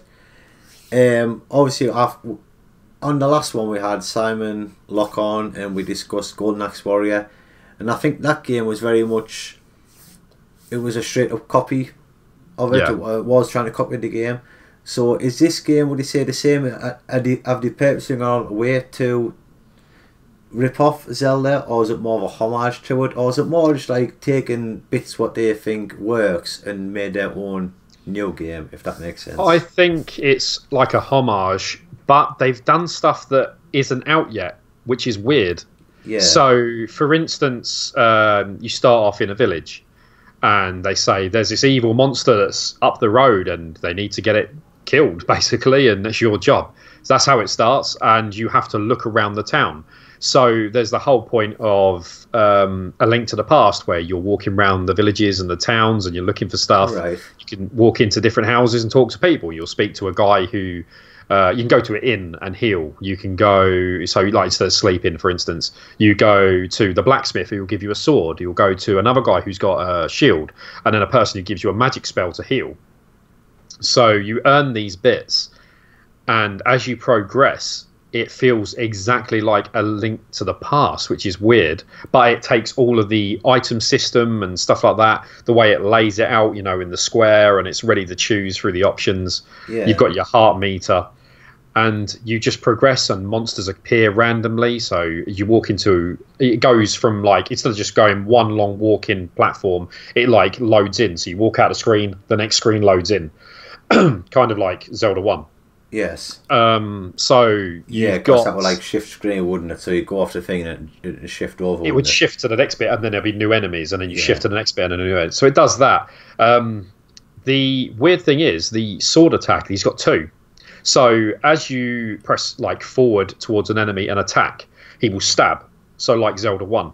Yeah. But when an enemy is coming at you and you don't do that, and you just press the attack, it does the side swipe like A Link to the Past. Yes. So I'm like, okay, so that's a bit weird. The graphics on it are fantastic, for instance. It's one of the best graphically looking games on the NES. He looks like Link, basically. He's walking around. He looks like a little kid. He's, you know, a tiny person. So he's going around. And as you progress through the levels, it will say, like, oh, you've got to find this item to enter this cave. You find the item, you enter the cave, you fight the monsters. But what the cool feature is about the game is you do level up. So there is a kind of grind to it, like Zelda 2. So you've got that little grind to level up. Whereas Zelda 2, you always attack the same, but as you attack, you'll get stronger attacks on Zelda 2. Whereas on this one, the sword's heavy. So you pick up your first sword and he goes like that. As you level up, it goes like that. And as you level up, it's rapid. So you get stronger as you're going along. Right, so also your attack becomes quicker as if you're getting stronger and you swing it quicker. Oh, and it hits harder as well. That's interesting. And so as you're progressing, you pick up different items like explosives and spells, and you've got stuff that can stun enemies. Like, so instead of the boomerang, you've got an acorn. You throw the acorn at them, they freeze, and then you can attack them. So it's got that, which like the Deku Nuts in Ocarina of Time. Yeah, and like the it was the boomerang, wasn't it? On the was it first game? Yes, the boomerang. So yeah, you stun them, then you can attack them, and the enemies randomly come in, and sometimes they will spawn Zelda 2 style. So you walk along, and then suddenly, bam! All these enemies just appear from nowhere, and you can choose to fight them or you can flee. But it's best to kill them to get the XP. I can't really fault it. The music's really good, but the graphics are what blew me away because it's so much like A Link to the Past in graphic style. I mean, if you're playing it on an original NES with composite or RF, you're not going to get the full whack. But when you play it on like a high-def NES or an emulator, you'll be like, wow, this is beautiful. This looks really good. And the style of it is exactly like A Link to the Past. And it was before that. So it kind of makes me think maybe they had a hand in it because it's made by Capcom. Yeah. So maybe they were like, right, we're bringing this game out. I mean, the game was released, I think it was 1991. so it was late. So the SNES was out by then. The Link to the Past was coming out. Yeah, well, Link to the Past was like 92, wasn't it? So I wonder if they had some sort of inside information where someone was like, "We're making this game, we'll have a look," and they were like, "Oh yeah, okay, we'll just borrow some of that," because it's a clone for the abilities and everything. So I feel like they've stolen a lot from it. It's got a mixed bag of reactions. It's not an easy game again. It pays off to kill the enemies, but you've got to kill them in a certain way. You can't just go 1, 2, 3, they're dead. Like, the enemies will come at you in a certain way. Like, they'll come up with a shield which you can't attack through, and then they go for a stab. So you've got to step back, then stab forward. So you've got to learn different abilities for different characters. So it's not a hack and slash. It is a proper process, which I think they've taken from Zelda too, because there's not much out at that time, and it's near the end of its life. But yeah, I feel it's a game that everyone who's a Zelda fan should play. Yeah. Because if you like Zelda, you'll love it. And I don't own it. I wanted to buy it. It's from PAL B. It's a PAL B game from, I think it's Germany. It's in English. And it costs about 25, 30 quid. But I have an EverDrive. So I decided to test it. And I ended up completing it. Yeah. So it was like, I played it. And I was just like, man, the graphics are ridiculously good. And I was like, this is just Zelda. It's like there's no difference. I looked up and people said, yeah, it's akin to Zelda. It takes from it, and as I said, it borrows loads from it. So, so would you say is it more A Link to the Past or more original Zelda, or would you say it is both. A good? It's a mashup of both. Yeah, it's got the original Zelda heart, if that's what it is, with the abilities, the attacks, and things like that. Then it's got A Link to the Past features. The way they attack, the way they move, the way the levels move. I just feel like it's very. I don't know if I'd like to know someone on the inside that said if they borrowed the stuff or not, because for something like that to come out just before it and be pretty much the same game. Well, it's even now. It's even harder nowadays, but it's very hard to have an original idea nowadays. Yeah. So obviously back then, if you've seen the likes of Legend of Zelda, but they might have been just trying to improve on themselves, and the next logical step might have been to improve in that way. Pretty much like how they did with A Link to the Past. But yeah, it does sound a good game. I'll sell us between the thoughts. If you speak from your heart, I know which you'll pick. But speaking from your head and the way it plays, would you say it's a better game or worse, or where would you kind of compare it to? It's nowhere near A Link to the Past on terms of how epic it is. Yeah. But compared to Zelda 1, it's a massive leap in quality.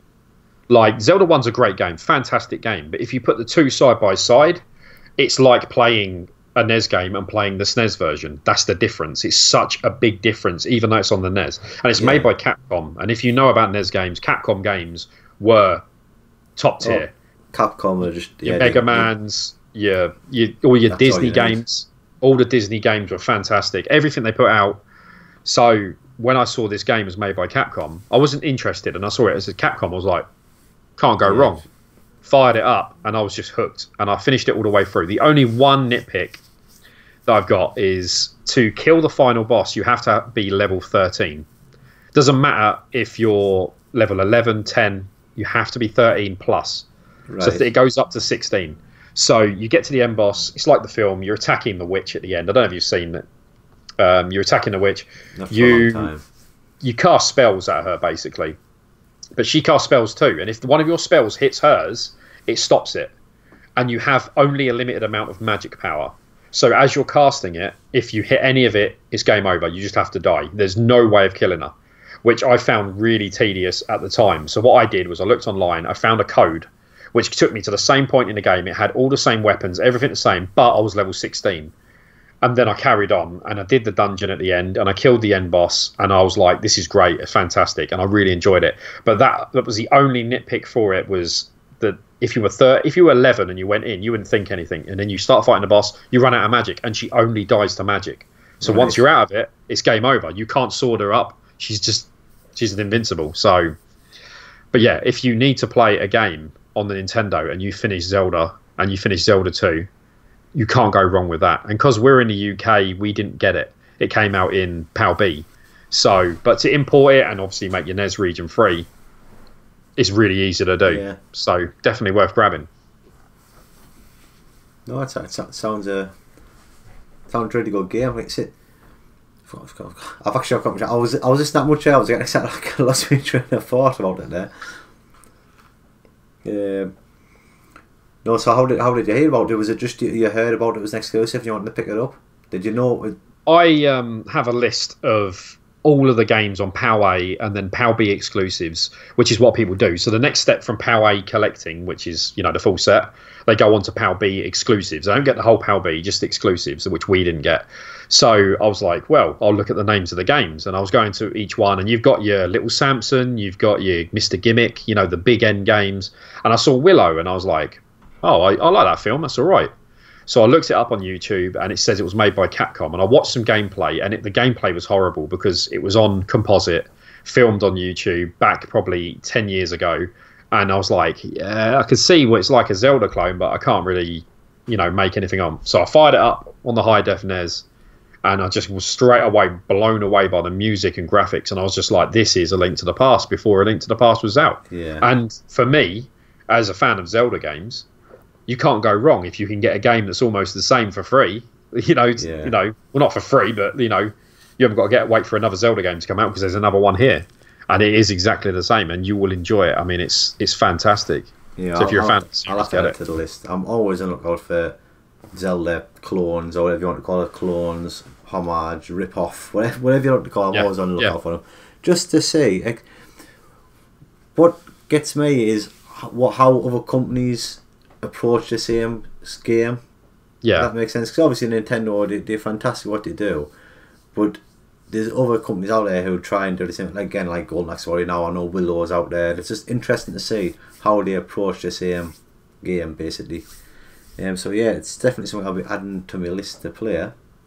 Yeah, if you didn't know about it, and if you didn't know what Zelda was, and they said this is the Legend of Zelda, you'd play it and you'd be like, wow, this is great. And then you'd play The Legend of Zelda, and you'll be like, "Oh, that's a rip-off of Willow." Yeah, that's what I was going to say. I wonder if that's actually happened. I wonder if anyone's played that game first, and then for some reason don't know who Zelda is. Then they found that game like, "Wow, this is just like Willow," and I love Willow. But it's the same again. NES games are hard. They're not super easy. So a lot of people, they either love it or they hate it, and the reason they hate it, same as Zelda 2, is a bit too hard for them. But if you progress, you level up.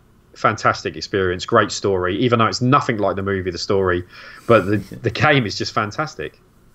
Superb. Oh yeah, great stuff, Kev. It sounds like a very interesting game, and I'll have to keep my eyes open for it. And I think I'll be doing what you do. I'll be getting it onto a never ending list. I'll be American, Japan. Yes. Yes, and we're about towards the end, but as always, I do like to finish up part 4 with some submitted questions. We do record live in front of our very small Discord group, and we've got some questions left for you from some of our viewers. No problem. The first one is from JW, a very regular viewer of mine. Yeah. And he wants to know what your top NES game is, what your worst NES game is, and one game that surprised you. Right, top NES game. This is going to sound weird, but DuckTales. That was my childhood game. You know, everyone had their childhood game. You know, the one that they would always play that would just rings home with nostalgia. Now, DuckTales, if you've played it, you must have played it. It's a fantastic game. It's very simple. The music is incredible. The graphics are lovely. There's nothing wrong with it. The number 2 I didn't know existed at the time. I didn't know. So now I'm older and it's come out. I enjoyed that just as much. But number 1 rings home. That's my top NES game. It's just the pogo stick what makes that game. It's a wicked mechanic. From a standard platformer to the pogo stick, it just makes that game, I think. So yeah, that's my top one. Did you say what was my worst? Yeah. One that's I've got in the set, which is indie, called Indiana Jones. You know, The Last Crusade. Right. It's called indie. It is the worst. Graphically, movement, control, like everything about it is absolute dire. Like the character, the models there but he's got a border around him, a big white border, like it's off a Game Boy game. Right. And there's no reason for it. And he walks animatronic. And it is so hard. You come up to guys who've got guns and you've got to defeat them. But while you're getting to them, they're shooting you. It is the worst graphically. It's brown. The whole game is brown. There's no other colours. The music's terrible. It's just, that's the worst game I've ever played, probably, in my life. It is shocking. And it's not a cheap game. It's like a 50 quid game. Yeah. It's an uncommon game, but it's so bad. And a game that surprised me, that would be Monster in My Pocket. Yes. On the NES. Yeah, Monster in My Pocket. That is a fantastic 2-player experience. Walking along, beating people up as you're going along, fighting monsters. And obviously you're tiny, a monster, and everything's big, so you're going through kitchens and down staircases, sliding down the banister. You have to play it. If you ever do a live stream again, you have to play it with Gav. I keep saying it a lot. I keep thinking I'm trying to pick it up. I do hear all that. Because obviously, fantastic. I don't know when the game was released. You could actually get the monster. It's rare. Yeah, everyone lost a monster. Yeah, it's worth a lot. But if you get it and play it with Gav, you'll love it. I can't fault it. Me and Kieran played it. Great fun. It's not super hard, but yeah, really enjoyable. You'll love that. Nice. I love hearing about stuff like that. That's it. Especially a game I've been looking at recently. You know, I've been hearing a lot about it. So I think it's about 15 quid. Yeah. And you can get it 15 quid box sometimes. So, and it's worth every penny. Real hidden gem. Right. This one is from Staff Woodsman Neil, and he wants to know. He knows that you're a massive Marvel fan, so he wants to know what is your favourite Marvel game, computer game. Wow. I have to admit, a lot of Marvel games aren't that good. Yeah. There are a lot. I don't know. It's a hard one. I do like the Lego Marvel games. They're all right. You know, the level Marvel Avengers and stuff like that. The level Marvel, because they're just fun, and you get to use all the characters. You get pretty much a roster of hundreds of characters to use. Yeah. But what else? I'm trying to think of actual Marvel games. Spider-Man. You can't go wrong with Spider-Man games. For me, it's probably Spider-Man on the PlayStation, PS1. Probably one of the very first ones. I used to love them. You know what? X-Men Arcade. The arcade game back in like the 90s. The X-Men game. That was great. Last weekend I was at Arcade Club in Bury with a bunch of people, TNT lads, and they haven't got out, have they? We played and completed the 6-player double screen X-Men Arcade. I'm going there. When you get, I've got to go there. I haven't played it since I was a kid. It's fantastic. It was it's rare. I've only heard of it. I've never seen one in person before. That was there. It's the double screen arcade, and you have 6 people, 6-player arcade. That's brilliant. We all squashed up like this, big as on the top. Yeah, squished in, double screen, and we beat it. It was incredible. Oh, it's a great game. The voice acting is hilarious in it as well. Yeah. Very cheesy and like English. They call it. The whole thing where we thought we beat it, and it was a mistake. So we had to go on. Now we had to go and carry on. Yeah, it's brilliant. That's incredible. A fantastic game. Yeah, definitely. I'd say go for that. Yeah, fantastic. Yeah. Right. Another question. This one is from Nin Retro Beast, a friend of yours, and he wants to know which NES game would you go back now and complete what you couldn't in the past. Now, for me, it was nearly Batman, wasn't it? That was many hours of trying the end boss. The Joker just ruined my life. But Castlevania is the one that hurt me the most. Castlevania, getting to Dracula, and I just could not kill him. And I'm watching guides and looking at people playing, and he fires the 3 fireballs out, and they spread out, and everyone jumps over it. It's him in the head. I cannot jump over him if I'm too near, too far. Never. Maybe 1 in 10 attempts, and he killed me over and over for like 3 hours. Yeah. And that really, I was just depressed because it was so hard.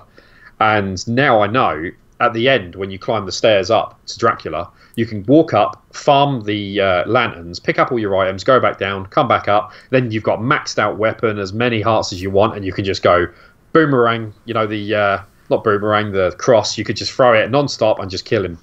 So now, if I go back, he's dead. So you want to play it again to see, because you know I want to kill him. Yeah, but that's a hard game. That is really tricky. The amount of times you jump, get hit, and you know the knockback that you get on NES game, straight down a pit, dead. But yeah, that would be that game, definitely. But yeah, fantastic. Right, we're going to have one more question. This is from J again, JW. And it's basically it's relating to what's sat behind you, as we know you are a full set owner of NES games. And you want to give you any advice for anyone collecting NES games? What would you give to people who's collecting NES games? Then I'd say only pay what you're willing to pay, because you can wait. People will be greedy, as you know, with eBay and places like that. You see a game, that Dinosaur Peak, people will want £350 for it. Don't pay it. You will get it for under 200. It will go lower and lower. Just pay what you're willing to pay. And also CEX. CEX is a fantastic place to get games. I know it's a bit rough. Sometimes you buy 10 games and 3 of them are damaged and you have to send them back. But it does often pay off. And games which were like £18 to £20 on eBay, I was getting for like £6 on CEX. And if obviously you go to the car boot sale, you're trading in a couple of Mario Karts and you've got yourself a really good copy of Castlevania. So that's only going to cost you £2. So as long as you're savvy about it, that's the best thing to do. But just don't pay more than you're willing to pay, because everyone's got a limit, and just don't fall for the greed. That's it. But with a UK set, it's definitely a UK set is easy. It's the Italian and the Australian ones, because the Australian ones have got the massive import tax. No import tax on Italian, but Italians make the prices a lot higher. If it's in Australia, the game will be like £20, but in Italy it'll be 150. Australian, you pay the import, but Italy is just a greed. So yeah, pay what you're willing to pay. But a full NES set, UK only, is easy. You can do it. Simple. How many is there in a UK PAL set? Is it? There's 296 in the full set. So I think it's like 224 something, 240, 242, something like that. All right. So, but the expense is all in the Italy and Australia. That's where all the expense is. But all the others, you can pretty much get most of your set from CEX for pounds. They have games for £2. I'm a third of the way. Yeah, you get games for £2 from CEX, which is mad. I know you got to pay £1.50 postage, but where can you get a retro game, which is probably a decent game like Blades of Steel, for £3.50? Yeah. So yeah, CEX is the way forward. Right, well, I think that's going with us, Kev. It's been a good topic of choice here, Willow and NES. And then thanks for answering the questions for our lovely viewers. No problem. Just a big thank you in general, really, for taking part. Thanks to you as well. You've relaxed me. Like, yeah, as you know, I suffer with anxiety, and I was a bit at the beginning, and I've just been chatting to you, and it's been great. Fantastic. Thank you. Yeah, exactly. Obviously, this has been spread out over 4 parts, but we've just done a good couple hours filming session there, so it's been great just hanging out all night and chatting. Yeah, thank you. And yeah, like I said, I think that's it. So thank you everyone for watching. I hope you've enjoyed that. Like I said, it's in 4 parts, so if you haven't seen the first 3 parts yet, go back and watch them. Like I said, part 1 was where we got to know Kev. Part 2 was where we did 12 Zelda questions. Part 3 was favourite game, and you've seen part 4, so you don't need to talk about that one. But yes, it has been incredible. I've already thanked Kev once. I'll thank him again. Thank you so much, sir. It's been great. And we shall just see you all in the next video. Bye. See ya. It's always the worst bit, ending. I never know how to end the video. It's always kind of like just keep rambling on, you know what I mean? I don't want to go. It was good. Thank you. Oh, it was a brilliant Kev. I've really enjoyed tonight. I really have. I think that's come out really good. Just had a good big crack there. I love just chilling out and talking, to be honest. That's it. Are you off to bed soon? Very soon. It's 11:30 now. I'll be up at 6 in the morning. So. Oh no. Yeah. Get a lay in at the weekend. The missus will treat you. No, I am not really, because I'll be working Saturday, and then Sunday I'll be. Don't want. Is it your birthday soon? No, it was in August, my birthday. Oh, you'd be like, oh, missus, I really like one of them Spider-Man PlayStation 4 Pros, but, could you just leave hints? Yeah. Pictures of Spider-Man in her lunchbox and stuff. Well, I keep telling her. Like I said, I reckon I can get one, like. You can do it, yeah, definitely. Have you got a PlayStation at all, or not? No. Why? I was going to say, they usually do a trade-in, don't they, deal? I've got a 1, 2 and 3, but I don't have a 4. Why do I think? Like I say, I've got a full set of Superman Legends comics. I'm just going to rather round of applause off Graham there. Thank you so much for that. He must have enjoyed himself. I've got a full set of Superman Legend comics. I'm like 1 to 33, all bagged and boarded. So even if I get a couple of quid, I reckon I could have like 50 quid's worth of comics there. Yeah, exactly. Yeah. To be fair, I've got the Secret Wars run. I might have 20 quid's worth there. It all adds up. Yeah, I've got loads of little bits and pieces. I mean, I've got a SNES to put into CEX. I've got a few SNES games, PS couple of free games. And then if I get like maybe 60 quid out, I might sell the voucher for 50 quid on eBay, so that'll be more cash. I've got money already added up. I reckon I might be able to get somewhere near. Like saying, I've got this authorised rental, I might got a big cash flow. I've got a spare disc, collector's disc, where I can probably get £30 for on eBay. It all adds up without realising, so... Oh, yeah, definitely. You should try some of the gaming groups as well, because, you know, you save yourself on postage and... Well, not postage, eBay fees and stuff like that. Oh, that's what I'll probably try first. I think I'll always try the Facebook groups first. Well, to be fair, I'm on something with room because I'm changing rooms. So I'm in the process of things. I've joined a couple of comic book Facebook groups in anticipation of selling me comics and stuff like that. So it's just me loose. I'm keeping all my graphic novels, but I'll sell me loose ones. Get it done. Yeah. You're the Sony man. I mean, the Spider-Man guy, aren't you? Yeah. Oh, I love Spider-Man. Did you keep that toy I sent? Oh yeah, he's on my shelf over here. It's awesome. See, I love Spider. He's probably my favourite. I think I've read nearly every comic.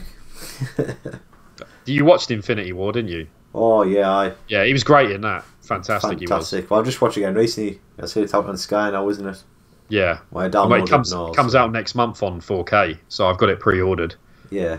So yeah, I'm going to watch that with Dolby Atmos. You sound, you know, sit there, live it again. Yeah.